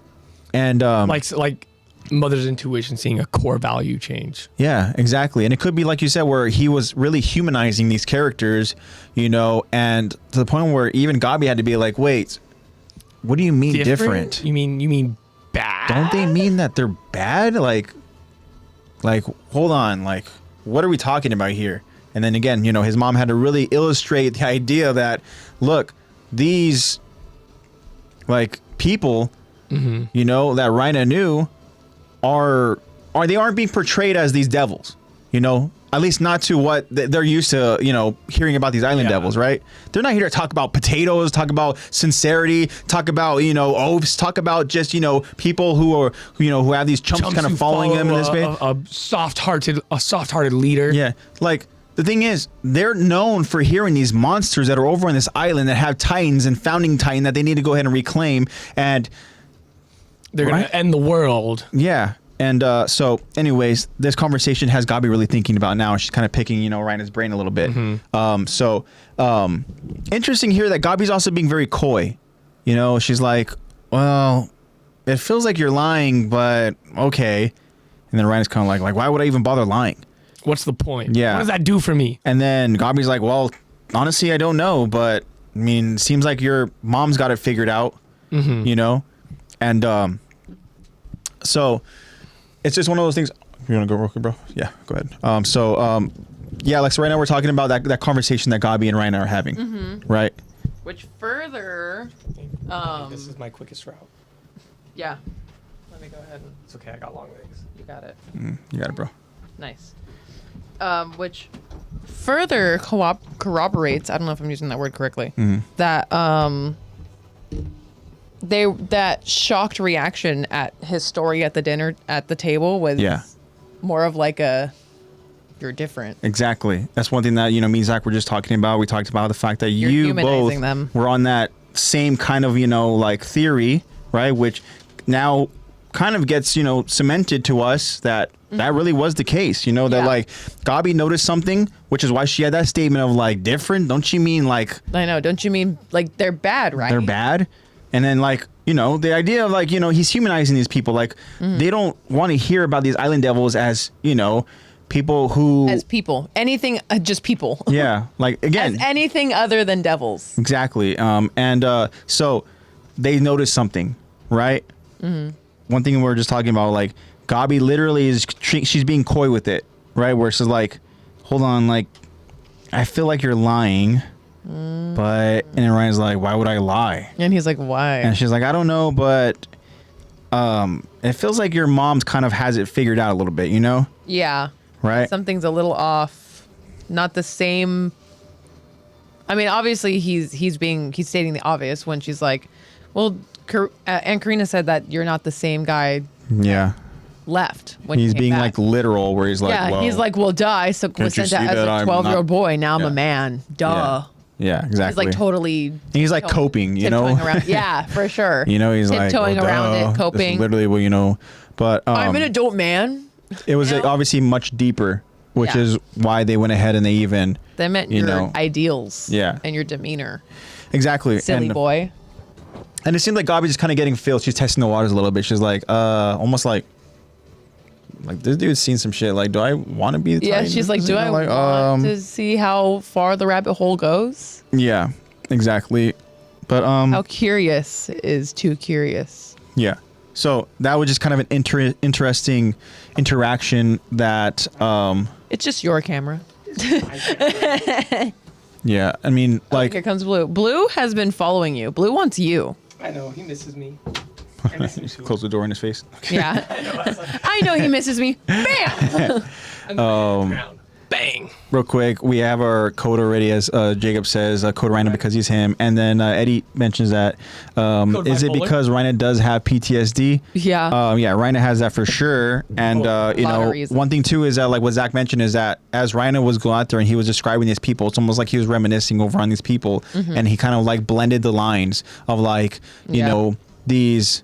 He's humanizing these devils. He's in they're that supposed to be. in the gray spot when it's supposed to be black and white Yeah, to his and family. what Lexi just said right now too, and I'm sure maybe you guys talked about it when I was over in the restroom, but like the fact that Reiner is talking about these devils as people, is like enemy number one. wait, hold That's on, something what do you mean? Like, Anything aren't other they? than devils are being Exactly. talked about as people. Public Yeah. enemy number one, eating a fucking potato. Yeah. Yeah. So like Josh even said right there, Reiner slipped, right? So now, I mean, you got his mom kind of like, and That's not Gabi's the kind of same like, way. what's going on here, right? Something to keep an eye on. But then what we noticed about that, how that first part of our breakdown ended with that soldier who just decided to jump off and essentially commit suicide. Yeah. We see as they pass by, they notice that there is this gathering happening as these Eldian citizens. We know that they're Eldians because they have the armband, but they're looking over at Marleyan soldiers who are kind of like, there's 3 Marleyan soldiers, and then they're kind of like examining something, which we can only assume to be a body based off of what we this woman saw. says. What we saw exactly, and what this woman even says, where she's like talking about how I heard it was a soldier, and that's awful. Yeah. Right? Is this any connection at all to Eren? Or is this just I don't really know what this is supposed to mean here. yeah? Because I was even kind of thinking about that. The suicide. Yeah, I think I might have mentioned that earlier in the sense of I think it's probably like we said, Eren chooses all. Eren decides all. I feel like if Eren were to do that for whatever reason, it would be because in that moment, is it a distraction? I don't think it's a distraction. I think it's because it happens in such a pivotal moment. Yeah. Where everyone's finally just realizing like, oh, like Reiner said it was hell, but yet he's humanizing these beings that we're supposed to hate. And on top of that, a soldier that fought alongside them just killed himself. Like Yeah. that's kind of why I thought of the whole Reiner's mom being like, what the fuck did I sign my son up for? Like, what am I going to get my niece into? Like, I feel like that's her reality check. I feel like even though she tries to brush it aside, she can't help but see that. Yeah. She can't help but know. That happens right outside their home. Like, you don't just not notice that. And I feel like that's what kind of causes where in the ending we obviously get her being like, I don't care that you're not a warrior. Yeah. I'm just glad that you're here. Yeah, that you're Like, I my feel like son. this is that initial push of the snowball off the proverbial mountaintop that leads her to being like, I don't care about the war. I just want my son. Yeah. I want my human son to be with me and present. I don't care about him honoring my family. I feel like that's like what gets the ball rolling for her, at least in her little turn. Because I feel like if you don't pay attention to these things, when you get to the end and Ryan's mom's like, I'm just glad you're here. You're like, aw, her son just saved the world. But no, it's more than that. It's not your son just saved the world. It's your son went through fucking hell and you put him through it. Yeah. And not only did he go through hell, but he still saved the fucking world for your ass. Yeah. So that's just kind of what I think the suicide body is for, is just to It's give. more than just your son saved the world. It's your son took on the burden of saving the world. And I think it's also a bit for Gabi. I feel like Gabi kind of brushes it to the side, but it's like that contradictory of like, you have this one person who's like, yeah, I love war. I blew up a fucking train. Yeah. And you have the dude upstairs who hears her talking about the war that he almost fucking died in. He's like, if this is how they're going to celebrate all the fucking hard work that I put in and how I almost died, I don't want to do it anymore. Yeah, exactly. And it could be like what Eddie mentioned about the PTSD is like, this is stuff that Reiner literally lived through, and then have kind of somebody talk about it in a way where they don't fully understand everything that happened, you know? So it's like, Gabi's really naive. Yeah, she's experienced war, but not in the way where they're talking about it at that Yeah. table. Yeah, not in that You know, way. she And- can go ahead and kind of relate to Reiner in that sense, you know? I mean, for all we know, the dude who killed himself, he's right upstairs. He could have heard everything that they were talking about. And if he's aware that this is Reiner Braun living underneath him, and Reiner Braun is humanizing the people they're supposed to be fighting, if I was a soldier, I'd be like, why the fuck am I fighting? If I'm hearing the dude who's supposed to be our first line of defense, Yeah. our first line of offense as well, humanizing our enemy, like, why am I fighting in this war? Like, that's just what my brain Well, then, like, starts thinking of. when you're already in that state, obviously he's already up there being suicidal. Then at that point, any little thing Can just set you. feels like reality is crumbling around you. If you feel like the propaganda or the information you've been fed since you were born is now being what's the word I'm thinking of?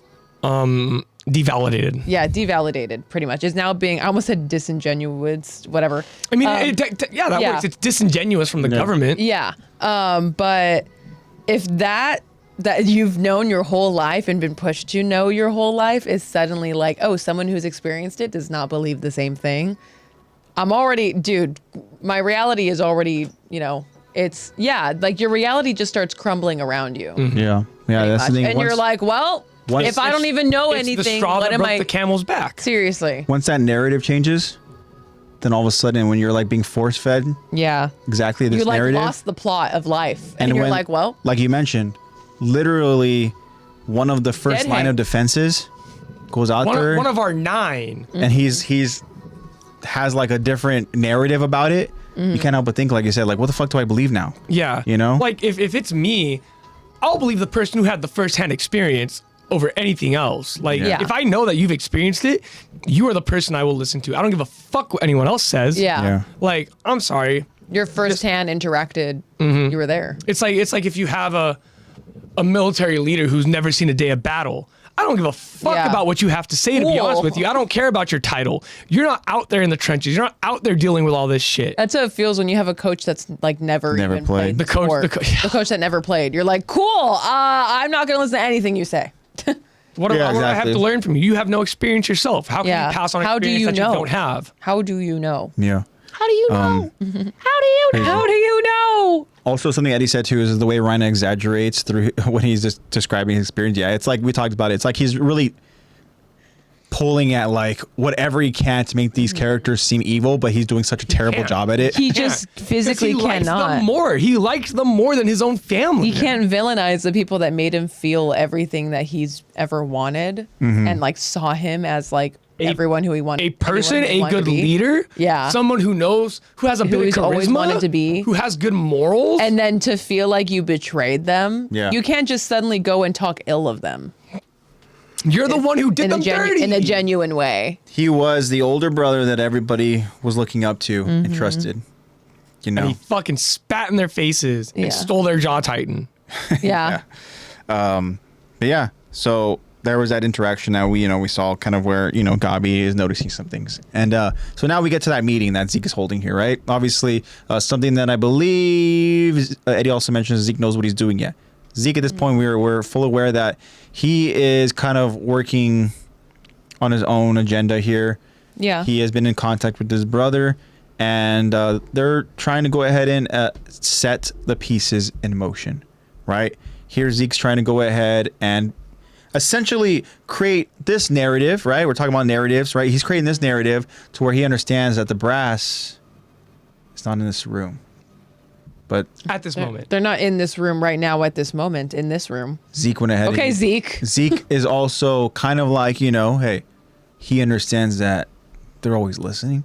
So let me go ahead and have a little fun with this. Let me talk about what's going to happen, right? So that people can go ahead and be prepared. And guess what? They don't understand really what's going to happen. Because Zeke knows, Yeah. Aaron knows. Do we also feel like, in terms of just our Titan Warriors, that was Zeke's attempt to get them to be like, you're being listened to?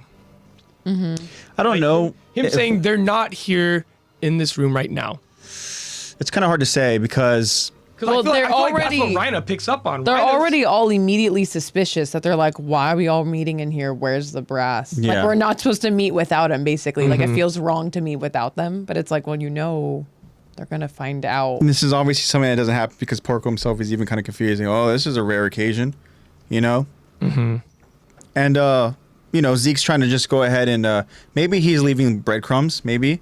But also, too, he's kind of like, being very not suspicious where he's like, hey, can't we just meet for some tea? I also want to mention, too, that Colt looks so happy just to be a part of that. He's just like, Yeah. hey, good morning. He has his tea and he's just so excited. everyone to else have, is Trying to so make it super tired. chipper for him. Hi, good morning. Yeah. I remember watching now, I was like, is there anybody else who's also like, a trainee that's a part of this? No, just Colt. Okay, Colt's probably still Yeah. happy to be included. Like, I mean, yes. It makes sense. They he's see the me. second to Zeke. So. yeah. Yeah. I mean, And that it would way- make it more believable, too. Yeah, I mean, if you're gonna think about it logically, if Zeke falls, the next in fucking command needs to know what he's doing. He needs to know what the plan is. Yeah. Yeah, so Colt's got to be there. He's not like Erwin. He's not Keep gonna tell everything no close to one the anything. chest. Yeah. He'll be like, at least my second in command can know what's going on. Yeah. Yeah. So, as far as your question, that's an interesting question. And I guess we'll get more details, more clarity as we talk about it and stuff when we find out really Zeke's plan. And we know that he is kind of working not for Marley, So, Zeke explains, right, after kind of assuring Porco that, look, we're just meeting here, right? And then, so Zeke talks about how the weapons, right? These weapons that these other areas are having, right? They're advancing, and then soon they'll be stronger than Titans, right? And he talks about how there's bad news on two different ways, two different fronts, right? Talking about tactical value, right? Marley loses their strength. That's one thing that was discussed with the General Calvi, and the idea, how Marley is perceived, which we talked about, is very important to the people of Marley, right? They want to continue to maintain that power, right? And that value, which they talked about how, look, Zeke says that's going to go ahead and change. The stronger these places get, the more the playing field is going to be leveled and people are going to see things differently. And then he talks about how this also threatens the whole Eldian race. Doesn't really get into detail there, right? So he says there's one solution, something he also said to the brass over in that meeting, that Marley must seize the founding Titan's power as well as the resources of parity. Now he talks about these resources. These resources are going to be something that we find out more about later on in the story. We come to find out that over there at this island, that there actually are some things that, hey, there's some, I'm trying to remember what exactly, but there's like, obviously, the underground, church and everything stuff, right? The chapel, Yes. where the Rice family is with that kind of hardening and The stuff like that, Crystal Cave, Yeah. There Yeah. are certain locations that have value Yeah. over there. Even then, we find out even from like mountains and stuff like that too. Like they have certain kind of resources that people are willing to go ahead and you know, try to steal or whatever. Especially environmentally, they have different. Environmentally, they're just a little different. Yeah. Than Marley. And also too, a little bit. Marley has. Well, Marley seems to become more industrialized. It's not Exactly. Sure. It's not a crop kind of town. No. It's not a farm. And I'm town. sure that any resources that they had, they went ahead and already kind of just claimed, and now they, like I said, they're more industrialized now and stuff, you know. Whereas over there, the island, that they're still they're rural, bro. Yeah. They got stone houses. yeah, They got stone made- houses. exactly. But I mean, it's just what it is, you know. Like, yeah, that's the truth and stuff, you know. So those resources that they have not been kind of like all removed or claimed or whatever, extracted, whatever it is, right? And that's why you have people who, you know, are willing to go ahead and take that.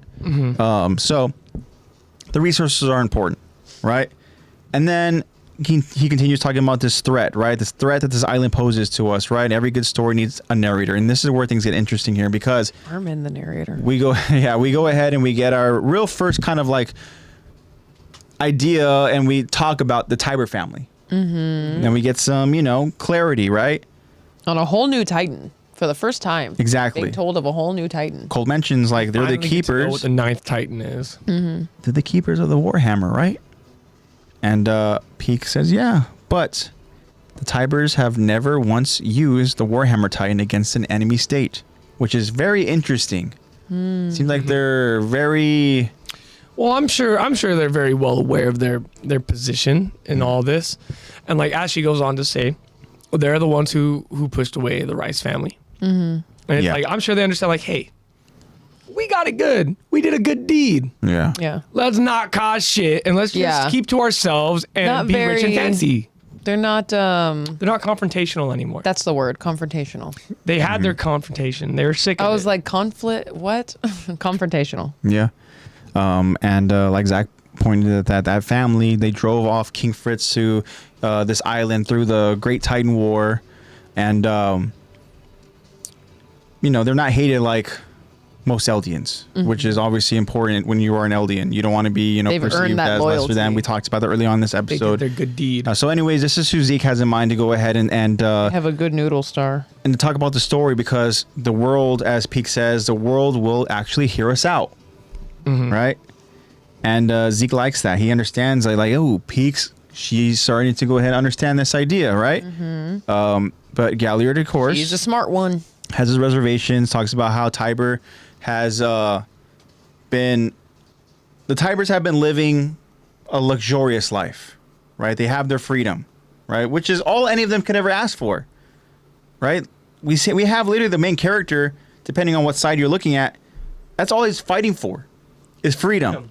You know, like luxury is just a freaking bonus. The Tibers, they seem to be well established based off of kind of like, you know, how they're perceived, and they're kind of like hierarchy over in this kind of, you know, ranking of class or whatever it is, you know, a family of race. And, you know, I know they're Eldian, but they're kind of considered not Eldian, you know? So They're viewed as what's the word I'm looking for? Eldian exempt.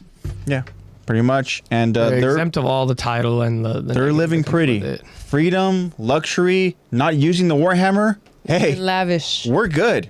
We don't have to use our Titan. The Titan stays within our family. We're good. We won't use it unless you use something on us. Which makes sense why the Warhammer users seem to go ahead and be a little messy with how they use that Titan. Because they're not used to combat. They're not exactly don't have experienced combat with combat. But anyways, we'll talk about that, of course, later on. But so again, Galliard talks about the freedom and the luxury that they live, and how they've never fought for their country or their people, and why should they get to play hero now, right? This is coming from a guy who's been a part of all those different wars that they've had. He's over in the front line fighting alongside Peak as the Cart Titan, right? He is that Jaw Titan, which is why even early on when we talked about in episode 2 of season 4, where they're like, whoa, you know, kind of weird being in this room together as, you know, humans, because, you know, we haven't really seen each other like that. And Peak's kind of like, well, I mean, we see each other all the time on the battlefield. What's different? Yeah. We're in Titan form. Exactly. But Yeah.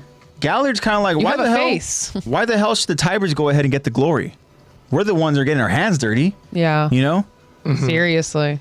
But It's because we need them, stupid. yeah. So basically Zeke is like, yeah. you know, and one thing that Big brain. Porco didn't really think about here is Zeke's essentially saying that we need the mouth. We need, the voice. We need the narrator, right? And We need the puppet to tell the story. Yeah. As we do the fuck shit in the back. The mouth. exactly. So To get eaten by the mouth. So Zeke kind of talks about how like the Tybers are just as concerned about Marley as the rest of us, right? Which we don't know if that's true. That could be Zeke just trying to, just Propaganda. yeah. But then Because he knows that they're listening. yeah, Reiner is like he's almost like still putting on the act. He's so gung ho because he's kind of like, interrupting Porco, and he talks about how like if this is what's best for Marley, then I'm all for it. Yeah. Like if this saves our motherland, then you know what, that's enough for me. And he talks about how our duty is as warriors. Like, okay, there's him trying to really, sell his He did just slip Loyalty. up not too long ago, so yeah, exactly. better So to slip up in front of family than in front he's of the war chief. overcompensating for sure. But he talks about how as warriors, if our duty is to support the Tybers, and then if it's serving as scaffolding as New Marley is built, then you know what? Hey, so essentially it's kind of like, the counterpoint to what, Porco's saying, like, look, we're the ones who are essentially building the shit. Why can't we get the glory? And Reiner's like, look, like, if that's what it takes, then that's what we have to do, But to be Victory honest, above all else. does Reiner really give a shit? Nope. That's the thing, like, this is all just for show. But anyways, kind of wrapping up how this thing plays out, Two right? blonde people both fucking lying to everyone's faces. Whoa. Zeke goes on to go ahead and talk about what the hell's going to happen within the next couple of what does he say? I don't know if he talks about days or whatever, but he says soon. Anyways, the festival is going to take place in Liberia, which is where they are currently located, right? Seems to be their home. This seems to be where, the families are, which is obviously important if there's going to be something big happening over in Liberia, right? And this is going to be just a thing that really kind of goes out there and shows people, again, if we have like, Reiner's mother is kind of like, why the hell, is Reiner talking about these people as, people? And even God was kind of like, what the hell's going on? Something's going to happen that's going to be like, oh shit, never mind. They are devils, and stuff. Yeah. Right? And, but anyways, that festival is going to take place. Very important people are going to travel to go ahead and be a part of this festival. And he talks about foreign dignitaries and VIPs. And he talks about they will be invited to hear this announcements from the Tybers, which again kind of just goes to show how much power the Tybers have based off of, their name and their status and their, I guess, voice, right? The Tiber family. Like they're like the Kardashians. I guess, yeah. Except they actually like have like some kind of talent, I guess. Yeah. I mean, I didn't really see it in that Warhammer Besides the talent battle. of plastic surgery and But- BBLs. But anyways. people know the name Tiber. Exactly. And There's Zeke impact with that family. makes the declaration that we will conquer Parody Island within the next year. The fate of the Eldian people and of Marley, they rest on this plan, and we cannot let it fail. Is this like rah rah rah rah whatever, so that the brass can be like, oh yeah, this is exactly what we want to hear, Like this is all just like, again, like you said, propaganda. This is all just like stuff where he's like understanding that they're listening. I need to go ahead and really sell this, And so wrapping up that whole thing here, he talks about how I don't know what the fuck he says. The future of our motherland, Marley, must join our hearts and minds as one again. That's just him playing up the fucking. Yeah. He's coming up. He's trying to come up with like We are the headliners. land. He's coming up with like headliners. He's coming He's up like with a Bro wants philosopher now. Bro wants to have a quote written down in the history. Suddenly an exactly. activist. And if I can picture Zeke too. He's looking at the paper. He's saying, "Did they put that in there? They put it in there." They did. Okay, good. They're falling for it. Whatever. It's I know, up, he's like, cool. Yeah. He's like, all right, they're listening. He can like hear the typing. Yeah, exactly. In which They're the other exactly side what of the they're wall. doing. They're literally on the other side of the wall. They are with their freaking, like typewriter, just like, okay, you got that, you got that, you got that, and stuff. Fucking listening through the megaphone they have. Yeah, exactly. I just picture Zeke like speaking very like slow and eloquently, and he's just like, the power of Marley will be reclaimed through our. Zeke Walks up claim, to the wall, he's spelled like- I Zeke know. claim. Yeah. He walks up the wall. He's like, The Warhammer. I mean, the War. Literally, he's Thank you. like, "Hey, you got all that right." Yeah. Yeah, so exactly that's what's happening is that the brass is over on the other side of the room. We see like the general Calvary's kind of just like, ugh, he's kind of just like fucking whatever. He's not giving a you know. They have the other officials who are, typewriting or whatever and stuff, and using the typewriter to say, and then, there is, Magath who's there, of course, listening very, very carefully, and, kind of in closing here of this episode. Magath talks about the personalities of these characters kind of a little bit. I should say, of Porco. He's like, well, Porco's going to complain, but he's still going to comply. He's kind of like, Yeah. You might have a comment. we know how he operates. Yeah. He's going to bitch and moan, but he'll do it when we tell him to. Yeah, so like he's literally going to go ahead and just be like, you know what, hey, sometimes you got to convince him a little bit, but at the end of the day, Porco's a good soldier, which, I mean, Good soldiers follow orders. he is a good soldier. Get that reference, you win. In continuing with Magath, he says, if this is what they're saying in private, then I'm not concerned, right? Almost like, hey, we've trained them pretty good, We got him on a leash. We're good. But he said, I just wish Zeke hadn't thrown that comment in. Now, what comment do we think he's talking about here? Trying to decipher all the bullshit that Zeke said. The one comment that gets the brass thinking, why did he say that? They're not here in this room right now, I'm guessing. That's what it Maybe. said. I don't think it's that. Because then that's what Reiner follows up with in the next. Maybe it could be that. I was even thinking to myself, like, what the fuck? Like, what are we talking about here? Because what would pique the brass's interest? That's what I thought it was. I thought it was, well, they're not here in this room. Maybe it could be that because he kind of talks about here. He's like, literally right before that, he's like, well, if this is what they're saying in private, awesome. But why did he have to say that we're not here? Yeah. I guess that does make a little bit of sense. I don't know, Zach, can you find something different? Because then Reiner does immediately follow up by saying, like, they're not here in this room, huh? Yeah. Like, he also picked up on that. Yeah. Because Reiner's not an idiot. No. He's a little dumb sometimes, but that's because of his brain. That's not really. That's because of his disorder. Yeah. True. But he could still figure out a thing or two. Yeah. Because, I guess it does sum it up because, based off of everything else they saw. Maybe it is just the in this room part. Yeah. Because, it's one of those things where, like, based In off of this what room. the brass is kind of referring to, they pretty much summed it up there where they're like, you know what? Hey, what they said, okay, that's fine, whatever. Porco had his concerns, but he's going to follow orders. But yeah, why did Zeke say that? So I guess it does make sense. Yeah. And then, like you said, that's a little suspicious. Ryan did mention about that. Not here in this room. Yeah. Make it more obvious, Zeke. But the meeting again is over. It was probably on purpose. Zeke went ahead and essentially laid out the trap. Yeah, I'm pretty sure it's just that. I can't think of anything else it would be. And then, so now again, Zeke is just, excuse me, not Zeke, Reiner is just seeing what the trainees are doing, right? Something kind of familiar a little bit is, combat training somebody is getting Reminiscent their of ass scout kicked. days. by a girl. But what's important though is that, and I think we're going to find out in next week's episode, that as Reiner watches and he notices and he sees Falco not doing well, this could bring back some memories. And we're going to talk about his story and his training and what he endured. We got a glimpse of it a little bit when he went ahead and he kind of had that mirage of the four, trainees together. He's like, whoa, hold on. He's like, hey, wait for me, guys. And he's like, huh? Yeah, Those kids are like, what the hell? And then,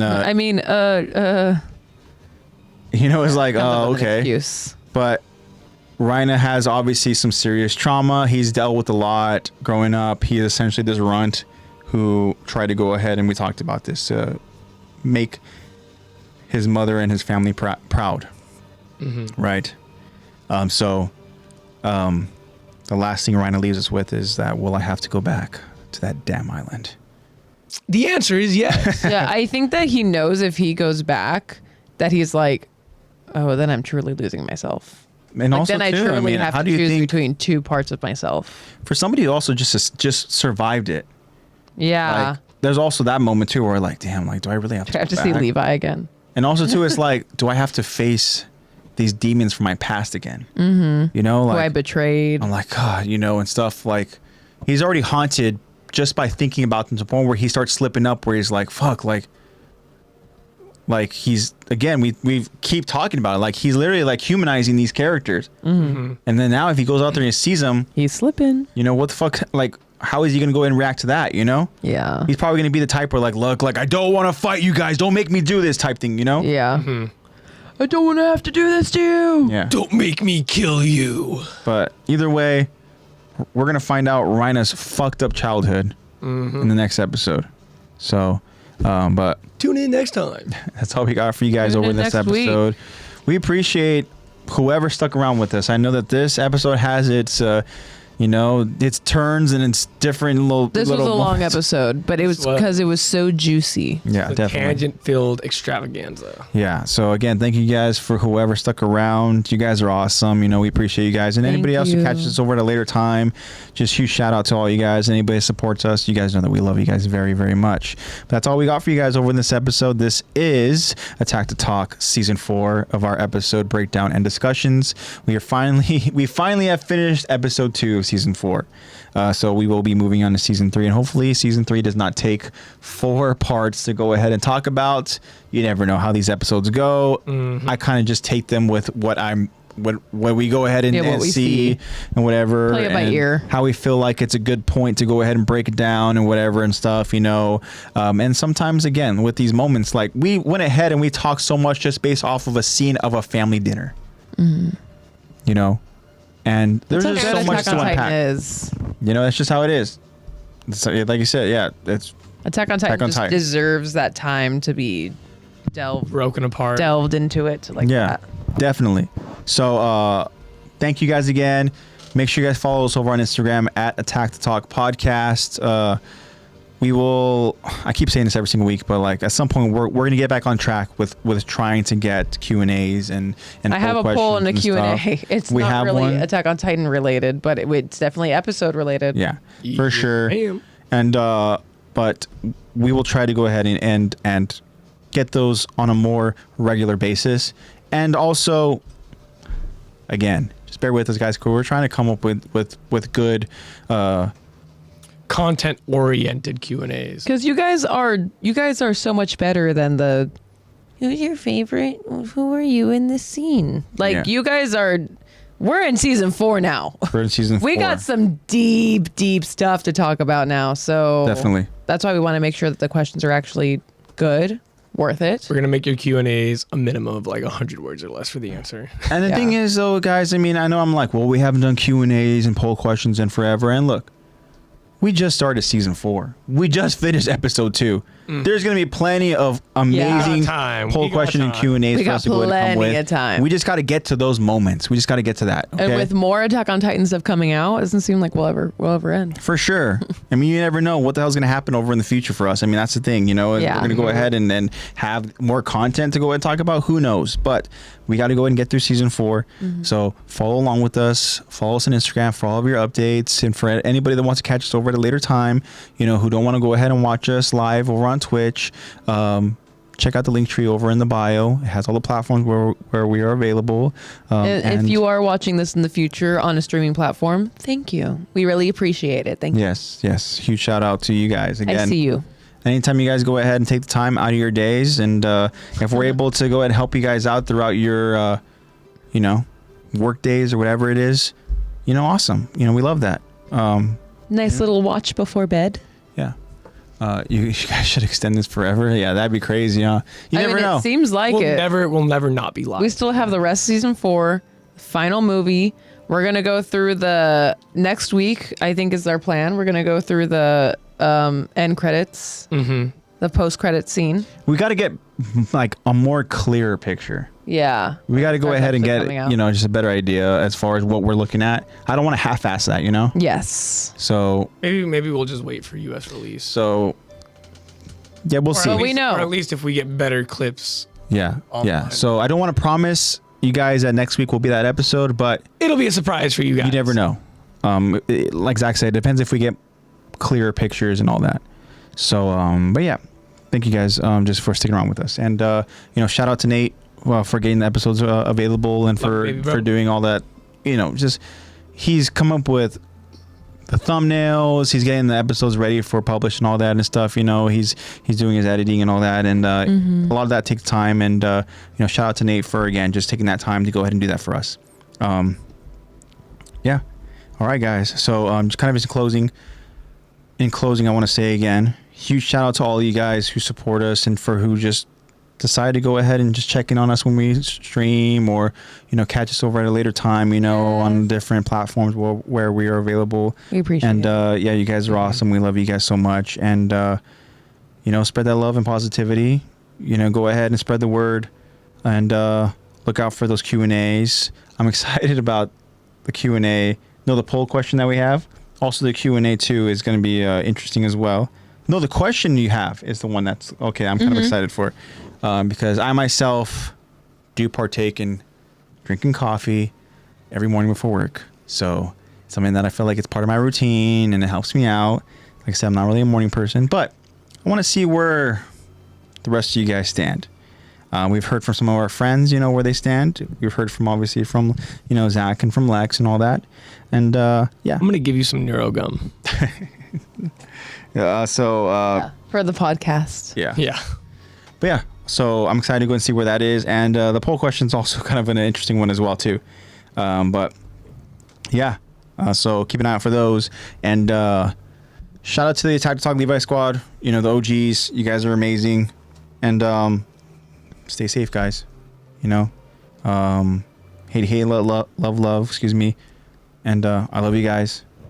It feels good to be back. And I'm excited to continue with season 4. And we're getting close to that freaking crazy typer deliberation. I know. We're getting the declaration closer. of war. We're getting closer. So fucking excited. We're getting so close, guys. So just, continue to go ahead and go on this adventure with us. So I'm AJ signing off, saying just be safe, and I love you guys. And I'll see you guys next week. I'll let my host go ahead and say their goodbyes.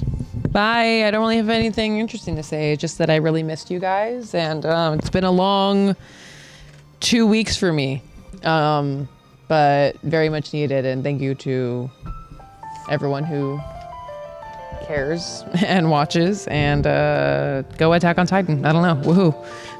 Yep. Have a safe week. I don't have anything fancy out there. Thank you guys for attacking the talk with us again this week. Please spread peace, love, positivity, because we hate and we love.